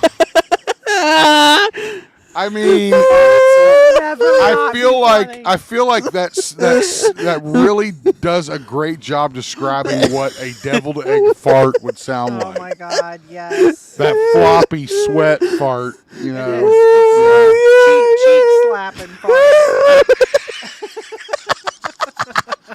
Sam's lost his mind. We broke Sam again. Oh my god. Okay. I watched this one. God, you showed Kush wanted Kush. I haven't seen her laugh so hard at a viral clip in a while.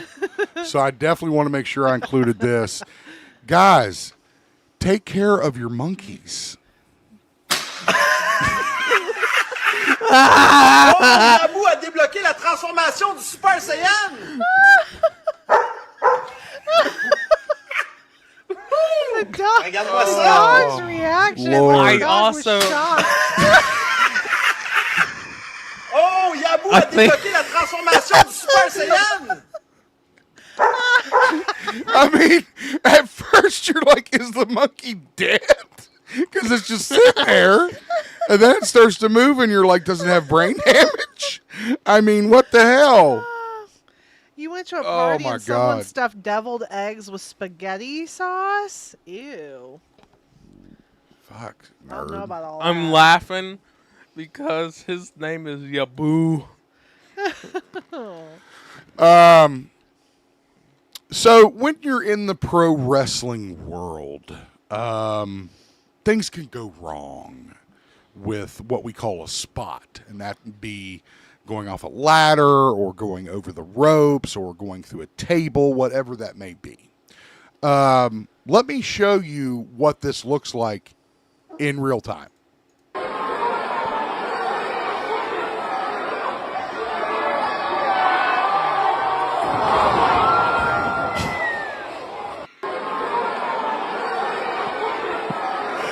Oh, man. Oh, God, that guy hit his head on that table. So, okay. I've watched this clip a couple times trying to figure out what the fuck actually What are they happened here. supposed to be So doing? I'll tell you what's supposed to happen. You can see the two tables there to your right set up outside the ring. Uh-huh. This is done a lot.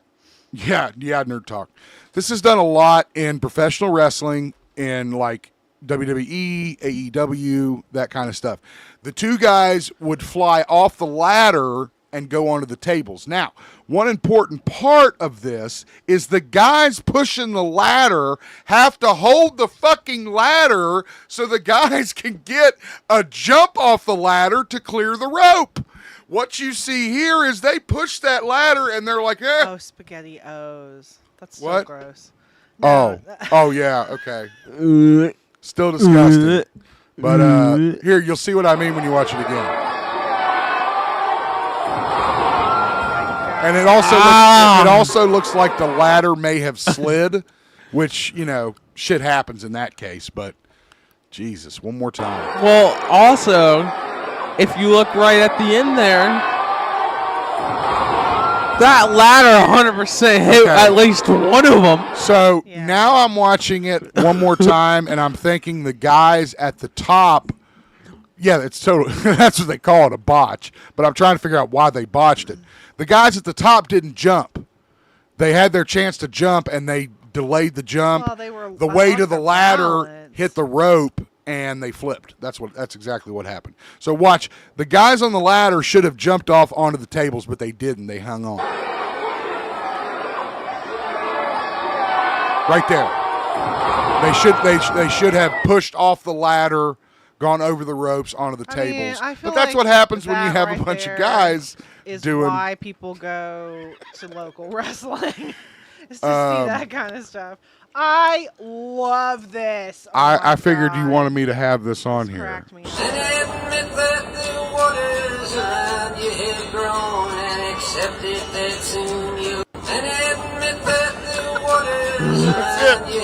That's it.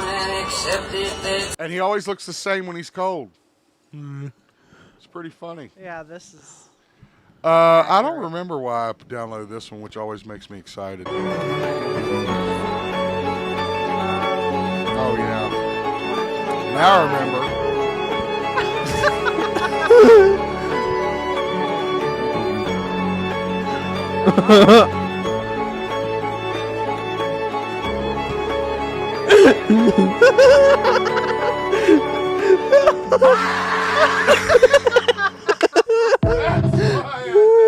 It because it had our favorite beaver. Freeman Beaver. Oh, John Lake Wazamo shared that. So, we feel you, John. Okay. The caption on this was 10 viewers. Jesus, we're peaking. The caption on this was, and it was at this moment the police were called about a man screaming in extreme pain. What? Walter. Walter.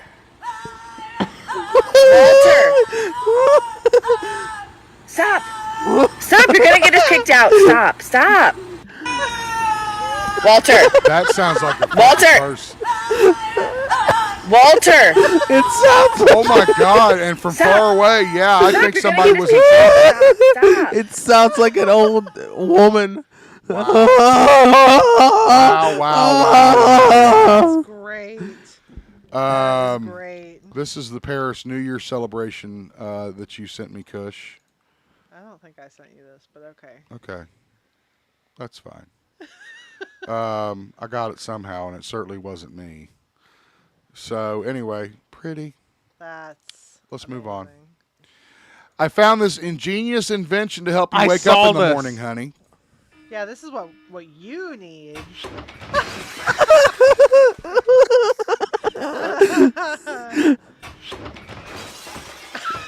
The glass shatter at the end. Yeah, she went through a plate glass window. Okay, one more. And this is something we need to come up with a name for the dance that this chick does. So you guys be thinking of that when you're watching it.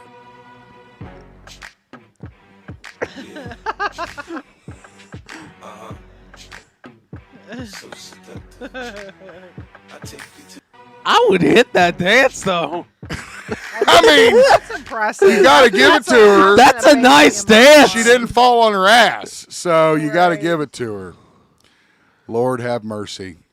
All right, that is going viral. If you have a viral clip you'd like us to check out or review, make sure you leave it down Nerd set one in the comments. Well, I'll review it next week. Leave it in the comments and email it to geekzippodcast@gmail.com. And make sure you like the video, subscribe, and we'll see you in the next one.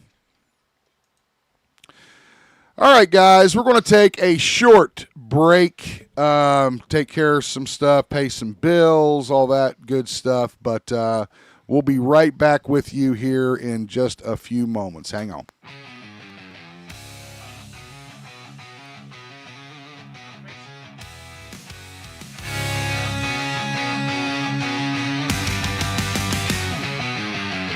Zipping Christian on the mic late nights. Geek dreams blazing in flickering lights. Marvel's clash DC's. My galaxies collide in a Star Wars fight. GeekZip rising, burning bright. Voices echo through the night. Pop culture sinners screaming loud. Digital chaos breaking clouds.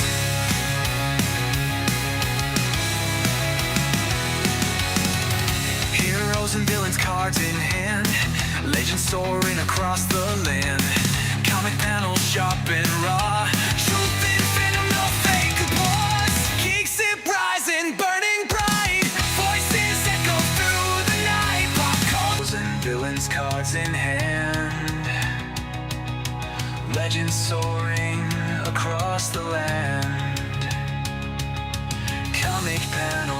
and raw. Truth and fandom, no fake applause.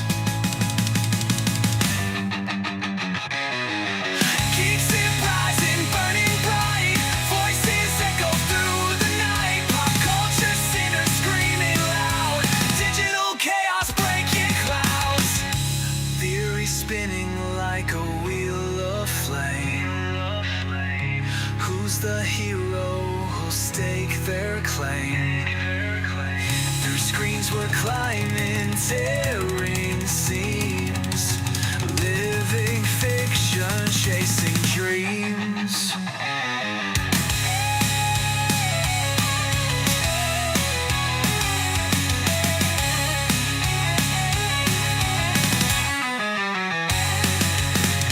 Zip call shots, Christian digs deep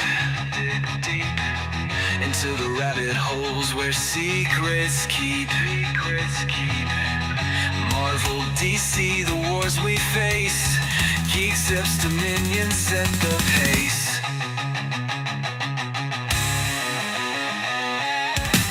GeekZip rising, burning bright. Voices echo through the night. Pop culture sinners screaming loud.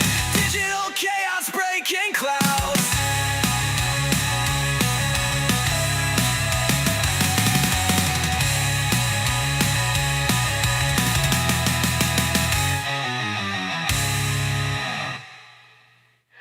Zip call shots, Christian digs deep into the rabbit holes where secrets keep. Marvel, DC, the wars we face. GeekZip's dominion set the pace.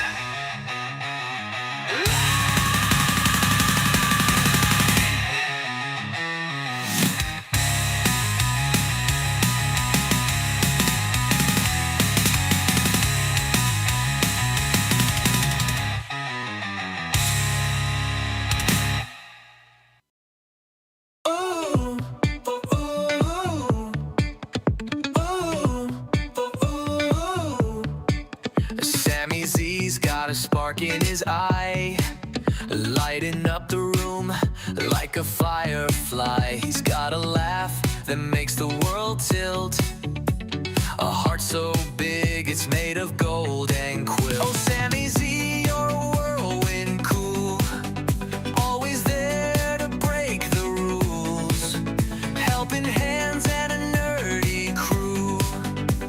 The podcast king, we look to you. Sammy Z, you're the dude we need. With your wits so quick and your heart full of speed, you're the sunshine glimmer in a cloudy feed. Sammy Z, you're our happy breed.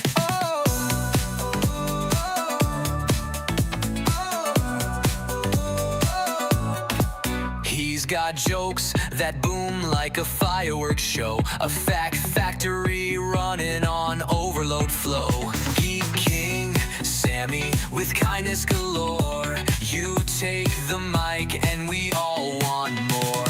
When Zip and Christian call your name, you're the player in every game, a hero born from podcast lore.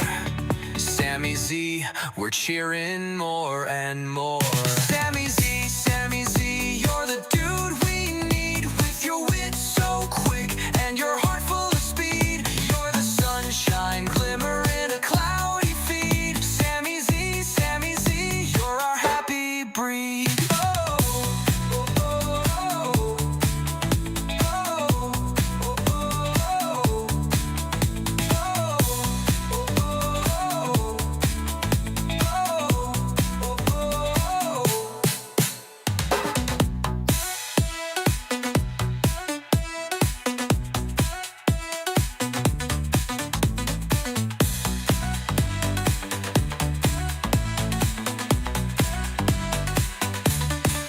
He's got jokes that boom like a fireworks show. If your wit's so quick and your heart full of speed, you're the sunshine glimmer in a cloudy feed. Sammy Z, you're our happy breed.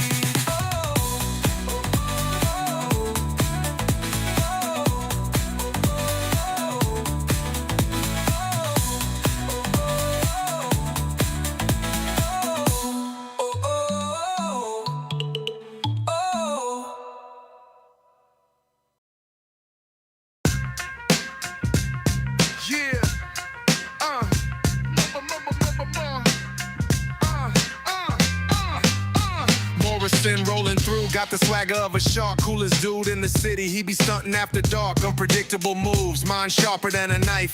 Chaos is his fuel, yeah, he thrive on that life. Morrison, the name ringing bells through the streets. Madman in the moment, every second's a feat. Controlling the wild like he conjured a storm. In the eye of destruction, he's just getting warm. Jumping off rooftops, that's just his intro. Flipping the script while the crowd say, oh no. 1 minute he chillin', next minute a flame. Morrison's a legend, but he stay playing the game. The name ringing bells through the streets. Madman in the moment, every second's a feat. Controlling the wild like he conjured a storm. In the eye of destruction, he's just getting warm. Jumping off rooftops, that's just his intro.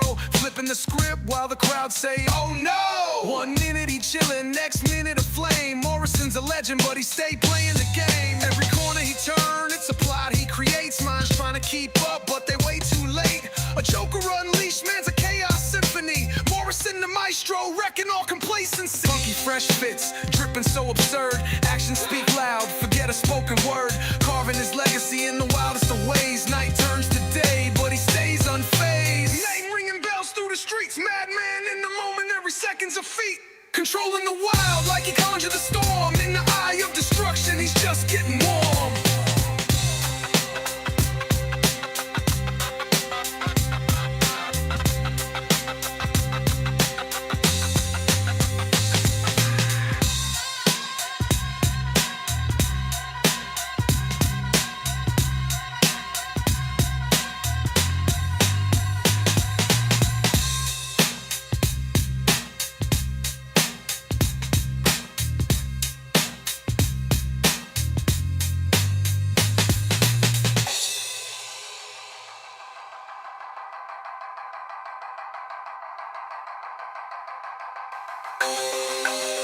Every corner he turn, it's a plot he creates. Minds trying to keep up, but they're way too late. A Joker unleashed, man's a chaos symphony. Morrison the maestro, wrecking all complacency. Funky fresh fits, dripping so absurd. Actions speak loud, forget a spoken word. Carving his legacy in the wildest of ways. Night turns to day, but he stays unfazed.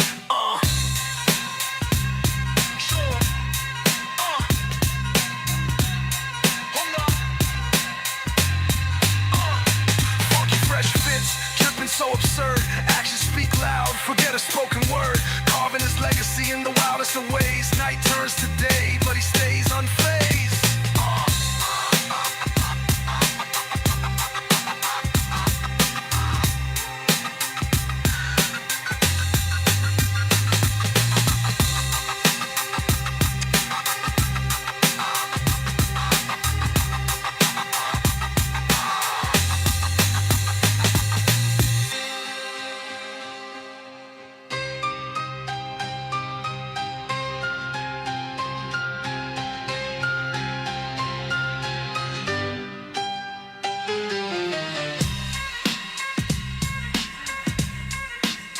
Yo, what's up? We're back. It is not going viral anymore. Damn it. I always forget to turn that off. All right, let's get over to our main headlines this evening. First of all, we want to talk about Stranger Things Season 5. The actual stuff that they did in the theaters grossed at least $25 million. And again, that was that last episode that was sent to theaters. We also found out from the executives at Netflix that there will only be a 17-day release window for Warner Brothers movies. Now, this is pretty much the worst case scenario that many filmmakers and people in the industry feared, that there would be a little bit over 2 weeks of a theatrical run. This has caused controversy on both sides of the aisle, so to speak, no pun intended, with people saying, yeah, that's the one. With people saying that, that's enough time to, if you want to go see it, that's plenty of time. You could go see it, and people who want to see it at home can. Others say that's not the way films are supposed to be made. It's a very interesting argument. but just kind of an update of what we assumed would happen a couple weeks ago with the acquisition of Warner Brothers by Netflix. I mean, it's good for us. Like, Point the mic toward your mouth. Hold on. Is that better? Yes. Okay. I need to move it. You need to point it toward your mouth directly. Yeah, I know, but okay. Yeah. Thank you. I mean, it's good for us. Right. Like, I prefer this because for movies that I don't want to see in the theater, I can't see in the theater for whatever reason, I don't have to wait like 6 months for it to come out. You know, I like this, but it's clearly going to reduce profits for big movie studios. But I don't know. Oops-a-daisy. Somebody knocked something over. Allie's about to take out two of the cameras. I think you're going to have to get your camera. We're having a little chaos. Welcome to Cush's nursing home for pets. Don't even get me started. All right. Okay, but that's my. I mean, and we're probably going to get into this when we talk about like Leo and his opinions on stuff like with theaters, but clearly the lands. But as far as I'm concerned, in me personally, I'm down with this. Yeah, for sure. And, you know, you have to understand, again, trying to tell you both sides of the argument. Netflix's side of this is that they'll be able to take whatever films those are and get them into their streaming platforms quicker and make more money through the advertising. I assume that's the reason they're doing what they're doing. That's pretty much been their sales model since the beginning. What does this mean for the future of film? We don't know yet. It's still too early to say. There was a time when, currently, a theatrical day window, a standard one, is 45 days. So I think that's BS, though. I mean, most movies, it's months and months before it comes out. Well, and studios, the thing about studios is they can pull it sooner if it's not making money, or send it to video on demand. If it's not making money in the theater, they can do it that way. Right. So there's a lot of questions about films like Avatar, films like Lord of the Rings, the Marvel films coming out. You know, is that going to be the same effect if you don't see it in a theater? I think that depends on your tastes and where you kind of stand with the issue. You know, Netflix has bought Warner Brothers. That's the reality of the situation. The reality is they're going to do what they want to do with it. Right. And this fits their business model. This floats along with what has worked for them. Right. And as Cush mentioned, this is just a reflection of the times changing. I don't think that Warner Brothers would have had any different outcome with anyone who would have bought them in their library. Cush. This is just where the world is going. I don't know if it's going to end up being good or bad for who and how and all of that, but AI is going to make making movies significantly cheaper, which means they don't need as big of a window, you know? Right. Now, what does that mean for art and the human spirit and all of that? Ridley Scott and James Cameron and all those guys. I don't know. And big movie. This may be the end of big movie studios. And instead we're going to have these media conglomerates like Netflix. You know? Well, and our friend Mr. DiCaprio had a few things to say about that, which we'll check out here in a few moments. One thing I wanted to add is it's important to know how Netflix tracks their movie showings. They don't see it as a box office release. It's what's called a concession. We say concessions because that's how they track events, by concessions. So remember, they did K-pop Demon Hunters earlier this year. they can't technically charge admission because you're paying for the subscription. So instead, when you buy a ticket, you're receiving basically a coupon worth the price of admission. And that's why they don't report box office returns. It's reported as just profit to the company in the form of what's called a concession. Thought that was important to bring up since you know how they measure their success. So they're not measuring it based on how many ticket sales at the box office. That doesn't matter. They can't sell that anyway. So what they do essentially is say, we're going to give you the option. If you want to go to the movies, we're going to give you this free pass that will allow you to watch our streaming content in a movie theater. That's essentially how they're looking at it. Now, will that be the way going forward with Warner Brothers and the films that are coming out? Warner Brothers got a lot of films coming out. Don't forget, this is the studio that has DC. This is the studio that's going to bring us Warner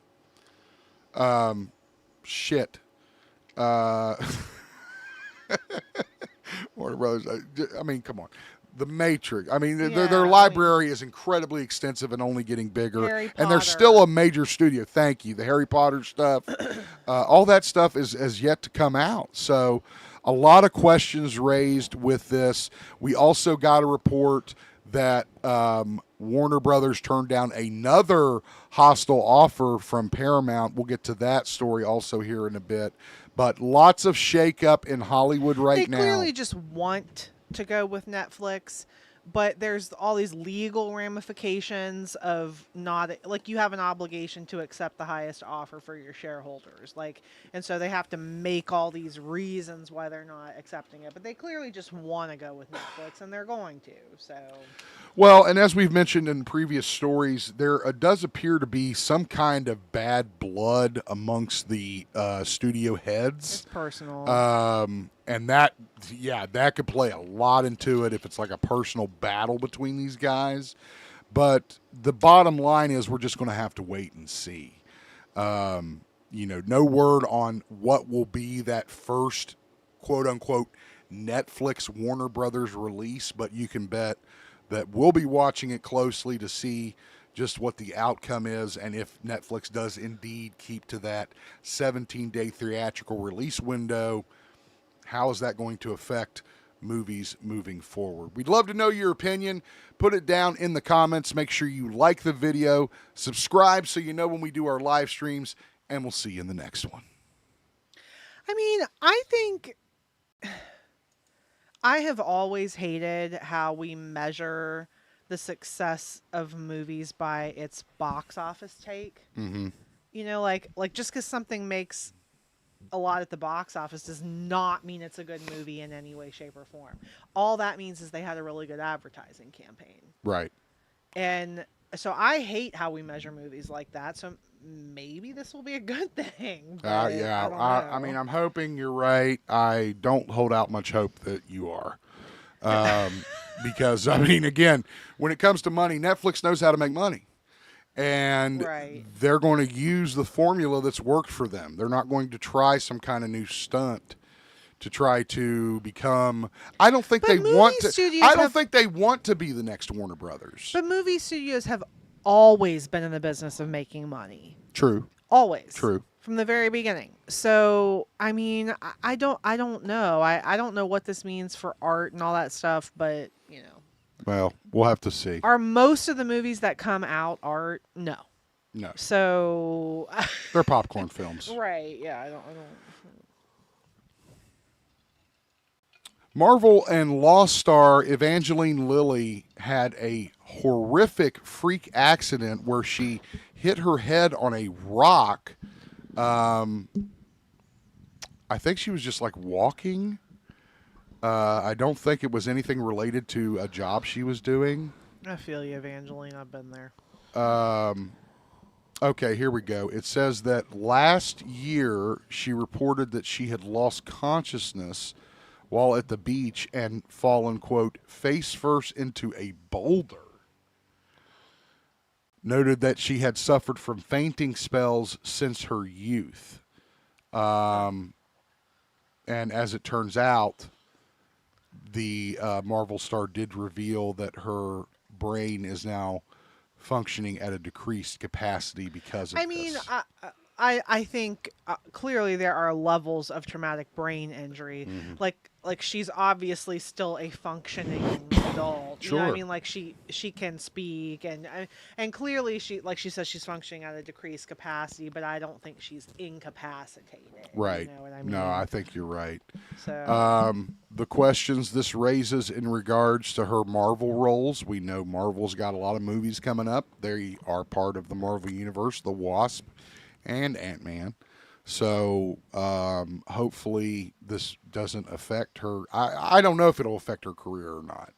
I assume it would, because I assume that if you have decreased cognitive functions, it's probably going to be hard for you to memorize a script or memorize your marks and stuff like that. But I mean, what the hell do I know? I don't know anything about brain injury.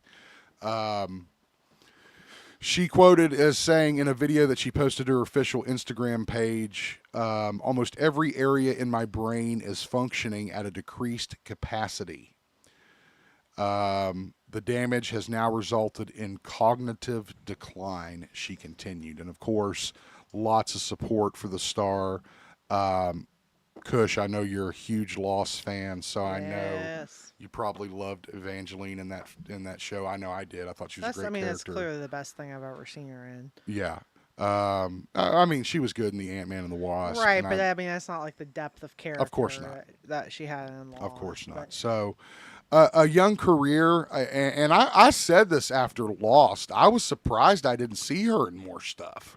After she did Lost, I swear to God, I didn't see her again for years. It seems like. She didn't do much, but. And maybe that's because we all, if you remember, Lost was crazy and. But nobody did. I mean, anybody from Lost, like. Yeah. Josh Holloway, you saw him in a few things, but wasn't really that successful. Is that Sawyer? Yeah, and dude, that guy. I mean, I see him in Lost. I'm like, this guy's the next big Hollywood star. But see, Lost was huge. People forget we don't have TV shows like that anymore. No, we don't. Lost was everything and everywhere to everyone. I mean, it was huge, and I watched Lost after the fact. So I wasn't there for the. I really want to go back and watch the whole television thing, show. Well, we tried. It's hard. Yeah, well, we don't ever stick with anything, but like, it is. I mean, it's still, in my opinion, the greatest TV show of all time. And I know that's controversial, and I know people hate the ending, but it changed television. It did change television. I will agree with that, and it was highly regarded again. And it changed storytelling. This was it changed right. This sci-fi, is before. I feel like fantasy. Without Lost, that we wouldn't have a Game of Thrones. No, you wouldn't have any we wouldn't of this have shit. Right, and no, any of this Lost. epic fantasy adventure stuff that we have now. I credit Lost with a lot of that, bringing that aspect of television in a way that people could relate. Not like a damn show about a wizard and a sorcerer, but it's actually. It's about life, man. Well, but there's some weird shit that happens in it too, but it's always end up, and I think that's where they couldn't stick the landing in the last season, was trying to explain I don't some agree. of that shit. I don't agree. Okay. I that's think my people opinion. misunderstood the ending. Okay. Because people were waiting for a big reveal, like they were in purgatory. Well, wasn't there a big time. reveal? That was a big reveal. They were all dead, right? No, they weren't all dead. Didn't they gather in the church or whatever? People just did not understand that show. And they all. No, they didn't. They did at the end of their own lives. They did. That was like they all. It was just their deaths is what that was representing. But no, they were not all dead. The whole thing was real. It was mythology. It was Greek mythology. It was all religion. It was like what happened. That was like, that's like a saying from the show, right? And there's an episode called "What Happened Happened." It was real. Everyone was alive. All of those things happened. And you have to take it as mythology, and you have to take it as a comment on. What about dude's legs suddenly working out of nowhere? How was that explained? So, I could talk about Lost all day if you want to. That's not what the but, story's about. Like but no, it's because this island was built on this electromagnetic source, and there was this Faraday cage, which, you know, if you want to be a total science nerd about a Faraday cage, protecting, it's like a dome protecting this island that had these electromagnetic properties, which is why he was healed when he was there. I see. So. Okay. Obviously, I need to do my research. Hey, you Lost nerds out there. We need to get you a Lost podcast. Oh, God. Oh, God. I could talk about Lost all day for the rest of my life. It is like my favorite thing. Get in the you a world. Lost podcast going. Back to Evangeline Lilly. Our hearts go out to her, an incredible actress. Yeah, I mean, I really sucks. hope that things continue to move forward for her, and it's not something that affects her career in such a way, you know, that it would end. You know, I really hope that's not the case. Do you remember 2 years ago on Christmas Eve, we were outside in the backyard, like building a fire, No. and I was walking into the house, and I tripped up the stairs and face planted into the back door. Yes, I do remember that. I'm pretty sure I had a concussion. Okay. And I operated all through Christmas dinner with a It was really bad. It was pretty bad. But, like, I thought of that when I heard I'm her just going to story. say, thanks to all the boys who are sitting around since everyone else has left, because the boys are the only ones left in here. I think, I don't someone care. is having a big show right now. Yeah, Henry. Yeah. Yeah, I was trying I not to know. reference. Thank you. Do you want me to private the old No, stream? I don't want you to do anything. It's I all don't want you right. to do We anything. good. It's fine. All our best to Evangeline Lilly. Hopefully get well soon, and we'll see you hopefully in the Marvel Cinematic Universe or your next project, and all the best to you. If you like this video, make sure you hit the like button. Comment below your thoughts on this story, and make sure you subscribe so you know when we go live. We'll see you in the next one. Cool. Do you remember when Emilia Clarke, Daenerys from Game of Thrones, apparently she had like a brain aneurysm, like early on No. in Game of Thrones. Like she almost died, No, I but don't somehow remember she that. recovered. Anyways, moving on. Leonardo DiCaprio recently sat down with Variety magazine to discuss the future of movie theaters and where they're going. And what he had to say was very interesting. So we pulled the story and have a couple quotes here from him and just thought we'd talk about it. I'm sorry, I said Variety. I correct myself. It was an interview with the Times of London. DiCaprio was questioned if people still have the appetite for movie theaters, and also pondered if cinemas would become silos like jazz bars. I mean, it's very niche, right? I feel like it kind of already is. You know? Kind of, yeah. I feel that way too. Quote, it's changing at a lightning speed. We're looking at a huge transition. First, documentaries disappeared from cinemas. Now dramas only get finite time and people wait to see it on streamers. I don't know. I feel like this is a lot of the feelings in Hollywood from actors. At the end of the day, the actors still have to work. So if this is the way it's going, I wouldn't be talking a bunch of shit about it. I don't think that he is. No, he's not. What I'm saying is, you know, if you're a James Cameron, if you're a Ridley Scott, if you're a Martin Scorsese, you can talk shit about this all the live long day. It's not going to affect you really. But if you're an actor, you're a millionaire, right? If you're if you're an actor, if you're somebody that's going to be in front of the camera, whether that be for streaming purposes or for a film going to the theater, you are going to be a part of the business still. And I think he's very careful not to shit on the streaming services. That may be the future. I don't know. We'll have to wait and see. Well, here's the thing.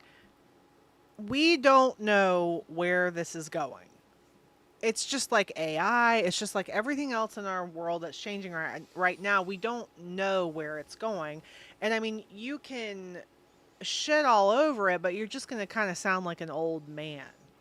You know, Yeah. we're kind of just waiting to see where things end up. And I mean, if I'm being totally honest with you, like one of the things I hate about movies these days is that the blockbusters have taken over everything to the point where no one pays any attention to indie movies or artsy movies or anything like that. The only thing that matters is how much you make at the box office the first weekend. And I think that that has really destroyed cinema and really destroyed art. And if it happens like this, to where it becomes a niche thing where you go to like a jazz club and watch an artsy movie, I mean, great. Yeah. That I mean, maybe that'll give them the ability to make artsy movies. I think there definitely needs to be some kind of revolution. Right. I honestly thought a few years ago when you started seeing movie theaters integrate like bars and restaurants into them, seating with tables and chairs that were actually comfortable and stuff like that, I thought that we were turning a corner, but then here comes streaming. So it's hard to say.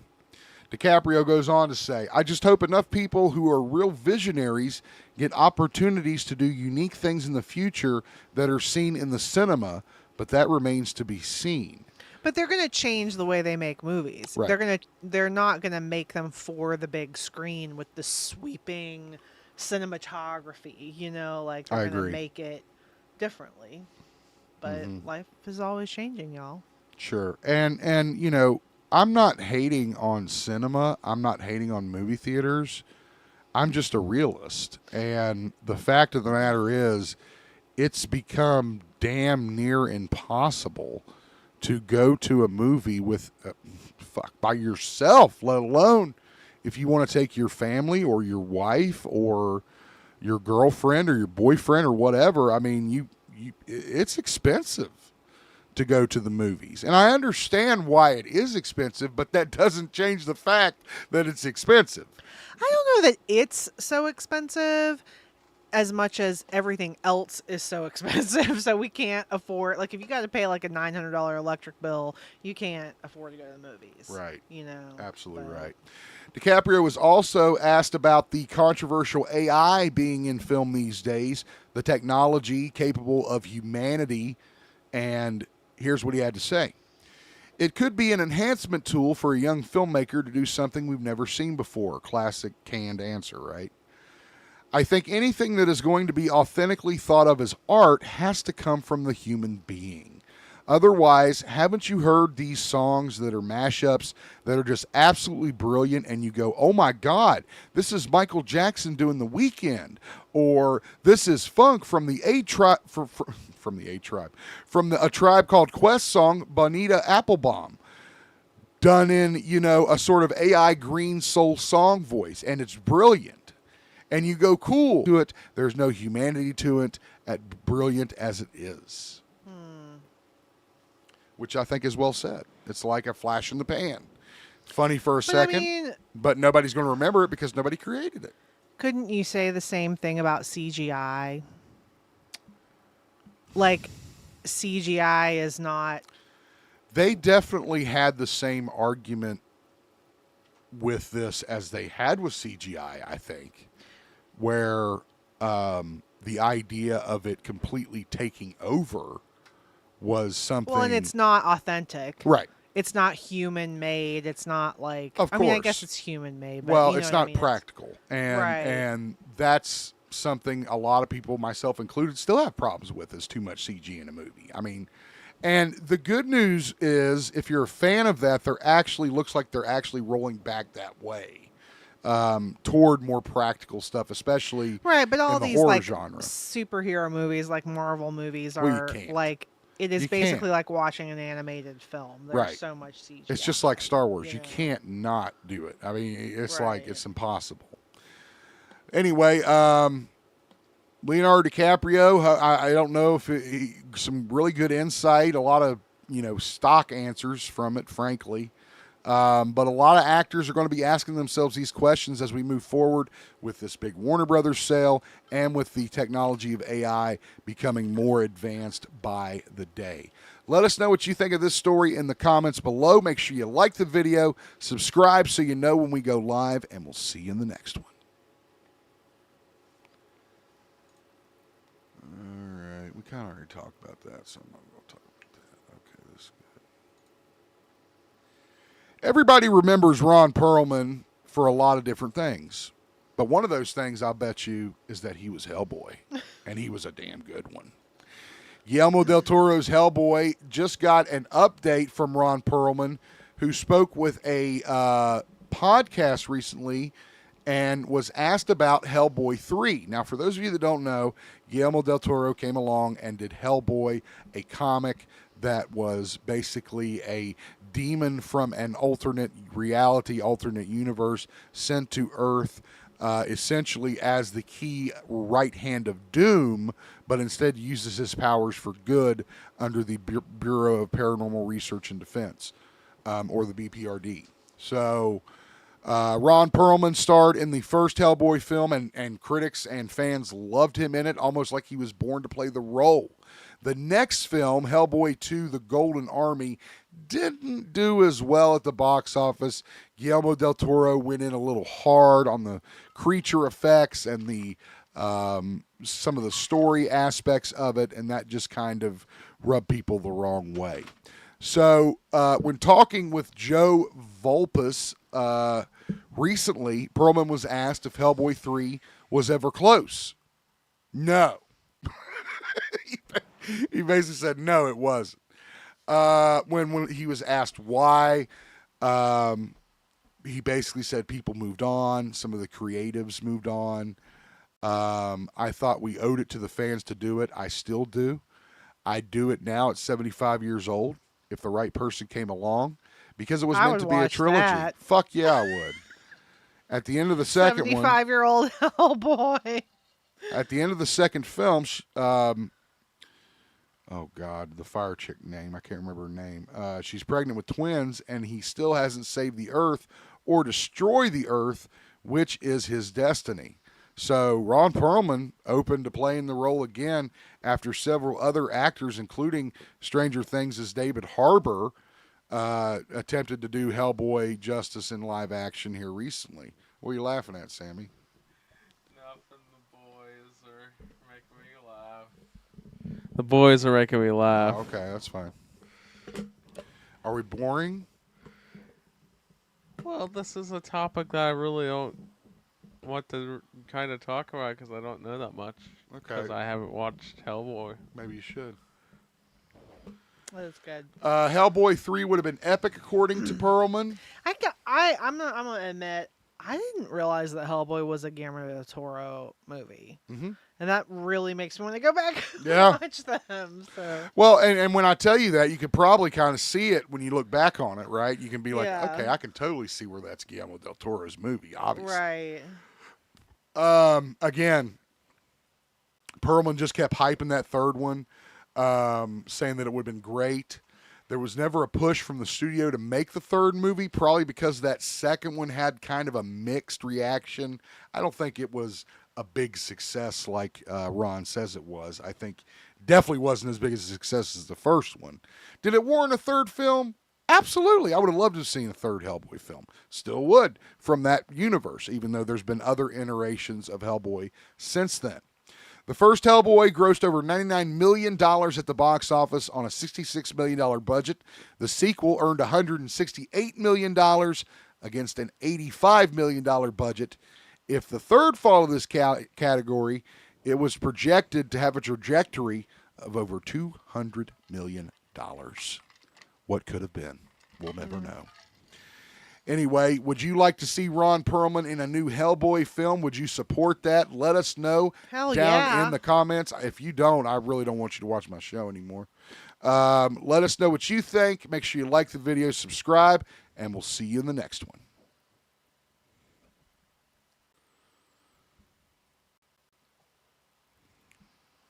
Why are you timing people out? Well, that's my friend, and he dared me to. Okay. I only timed him for 30 minutes. That's fine. We probably won't be here that long. What are our Power Rangers? I don't know if I want to talk about that. That looks good. Yeah, we'll talk about Power Rangers. There's not a lot of good like pop culture-y stories this week, you know. Well, Although I think there was a news story on the Power Rangers. Let me. I told you about this about the new show. But I mean, that's not very like, you know, mainstream.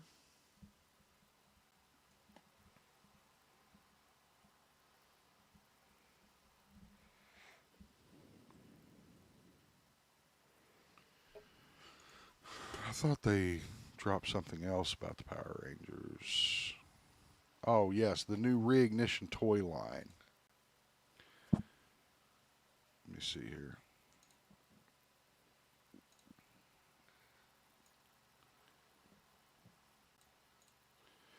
So we did get some Power Rangers news these past week or so. 30 years since the Mighty Morphin Power Rangers exploded onto television screens for all children to enjoy and go beat the shit out of their siblings for decades to come. They are now going to be reuniting, not in a film or a show, but as part of the incredible Boom Studios comic book series. The original Rangers are set to return. I'm talking about Zach, Billy, Trini, Kimberly, Jason, and Tommy, all returning in a comic book form that is set to be released in 2026. The new book promises to be a reimagine of their legacy and thrust them into uncharted storytelling territory. I believe that this will pick up actually after 30 years of the universe being the way it is. And again, I'm just kind of reading some of the details. And that's kind of what they're going to explore are the new generation of kids and the old Rangers kind of having that kind of, what do you call it, mentorship type role. Was the Power Rangers Who's a in comic chat? book first, or was the TV show first? No, Power Rangers was never a comic book It was until after the show. right. It was like fan fiction, essentially. Correct. Hey, DDH. Thanks for coming in. The show was used, as you know, Japanese live action from other Japanese series and dubbed it with American actors. Oh. That's how the original Power Rangers was created. It was originally like a. Did you say a Japanese? Yes, it was called Dino Z Ranger or something like that.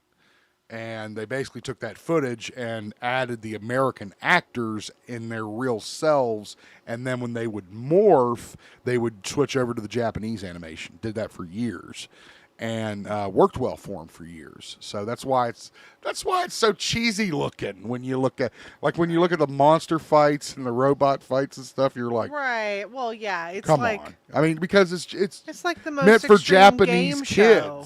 It's Japanese. That's So what I'm there saying. you go. It's like watching the most extreme game show, which, by the way, is like. You're talking about most extreme elimination challenge. Yes, is that's what you're I meant. talking That's about. what I meant. It's just like one of the best things ever created in the history of humankind. I so. agree with that. We got our first look as well at the next line of reignition figures next to Jason Y. Barra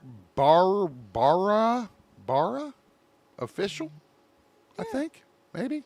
Is that good enough? Jason Ibarra. You can see he's holding Boo Boo there from the original series. Other figures. You can see Lord Zed here on the table if you look closely. Tommy the White Ranger, which we haven't had in the reaction series yet. You got Goldar, Rita, the Putty Patrol, old school Putty Patrol. And there is Babu in his new packaging.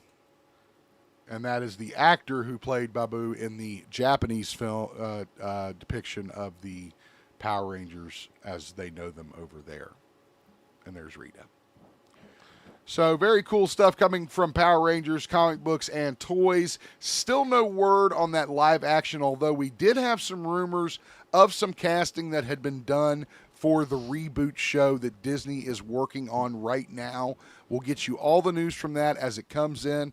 Make sure you like this video, subscribe to the channel so you know when we go live, and we'll see you in the next one. I mean, they should make a Power Rangers movie, like a mainstream. They tried. The White Dragon thing? No. Oh. 2017. They made a live action big budget movie. It fell on its face. I mean, Power wasn't Rangers, that no old. disrespect to like that community, but it's very niche. Oh yeah. It's not mainstream. You know, I agree completely. So that was like 23. I don't think that was 2017. No, that was 2017 that the movie that we're talking about coming out. Are you talking about Once and Always? Yeah. That was 2020 or something like that. 2017. But I mean, was like, the if they would make a theatrical really film. good one, like a really like Oh, Guillermo you're del talking Toro about the Saban one. Right, Saban. should make. That wasn't that bad. Well, again, Disney is supposed to agree. Disney is supposed to be working on a live-action series that's supposedly supposed to reboot the Rangers while keeping the essence of what made them popular alive, whatever the hell that means. If you're a fan, you're hoping for the best. You're probably expecting the worst. That's the way it's always been with Power Rangers, at least my relationship with Power Rangers. For most of us, the Power Rangers reminds us of our childhood. Sure. So they need to make a movie like that, that's pulling you into your childhood, that's nostalgic, like Stranger Things. It needs to be that early 90s nostalgia. I think that would be successful. I agree. Even a remake of the 1995 film, which I found entertaining as a kid. It's a tricky situation because the rights have changed several times. The toy rights have changed a couple times. There were scripts written and abandoned. There was supposed to be a sequel to that 2017 film that was abandoned that would introduce the Green Ranger, that would do all this other stuff. So it just hasn't had the best of luck getting going. That is the Power Rangers. But hopefully, and I've got my fingers crossed on this one, that new series that Disney is working on may end up being something that we can do. H1's talking in the chat. DDH1 is talking in the chat. I can see that. Yeah. Let us know what you think of this story in the comments. Are you excited for the new Power Rangers live action show? Will you collect the new Reignition toy line? And Are you? Probably. Make sure you like the video, subscribe to the channel so you know when we go live, and we will see you in the next one. But let's be real. The original Power Rangers show was not good. It was like good as in like production value, like character development. Well, that was like, kind of the point, though. Right? No, that's what I'm saying. Right. It was so bad, it was good. Well, it was new. That was the thing. It was something that no one had ever seen before, and it had worked in Japan for so many years that Haim Saban, really stuck his neck out and went after this show because he saw the potential for toys, for merchandising, for... And then he was right. I mean, it took off. And because you're basically hiring actors for half the time to make a project, meaning you don't have to hire union actors, which ended up being because they're masked? You mean like most of the time? No, because they work half the amount of time. They don't. So if you have a 28 episode season, right, they're only going to work for 14 of those episodes, making them part-time, right, which makes them not eligible for the SAG-AFTRA union. Ironically, this was a point of argument from some of the Power Rangers actors over the years, being that it was such a lucrative property. And there are other people that have stories on this and all that stuff, and all right? That. So it's a property with a lot of history, a lot of potential, and a lot of lost potential too. So we'll just have to wait and see what Disney does with it at this point. They need to make a movie that's like Power Rangers adjacent. So it's like a kid who like has fantasies about this show that he watched when he was a kid, the Power Rangers show. Okay, so you're and talking he about gets like a fourth sucked wall breaker. into the game, and and it has like a bigger plot outside of it. Like that, they need to do something like that with it. I think. You're talking about like a fourth wall kind of thing. Yeah. Yeah. We'll see. 1, 2, 3, 4. Pick a good one to end on. I can give you the 7 best horror movies on Netflix right now. Okay, let's do it. All right. Netflix has Brian some. had to suffer through Christmas. I didn't. With no I didn't suffer. horror Damn movies. it. So now it's like horror movies all the time.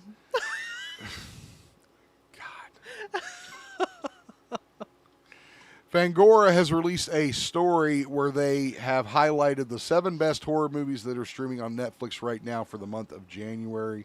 We thought it'd be fun to go through the list. First up, Becky. I've never seen Becky. This is the one with Kevin James in it where he got bald and became, I think he was a neo-Nazi or something. Yeah, he was a neo-Nazi. Known for the gruesome kills. Also had Joel McHale and Lulu Wilson starred in that one. Bone Lake. You ever hear of that one?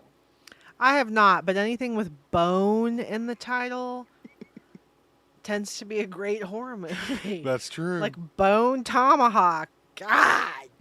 Woo! Woo-wee. Described as an erotic psychological horror film, 2 couples finding themselves double booked at a lakeside home, deciding to make the best of the weekend by staying there together. They made the best of that weekend. Interesting. Next up, one of my favorites, Dawn of the Dead. I'm talking about Zack Snyder's remake of George Romero's classic, and also starring Ving Rhames, Mekhi Phifer. Rhames? I haven't seen him in forever. Well, it's been a minute since Dawn of the Dead was out, so that's cool. I love Dawn of the Dead. I own it, though. So, The Following. This is the show that Kevin Bacon is part of, where he plays an FBI agent pursuing a serial killer named Joe Carroll, played by James Purfoy. I've heard this is a really great show. Yeah, I've heard it's good. And I've heard that Kevin Bacon does a great job. So, might have to give this one a try. It's not new, though, right? This is No, it's not new.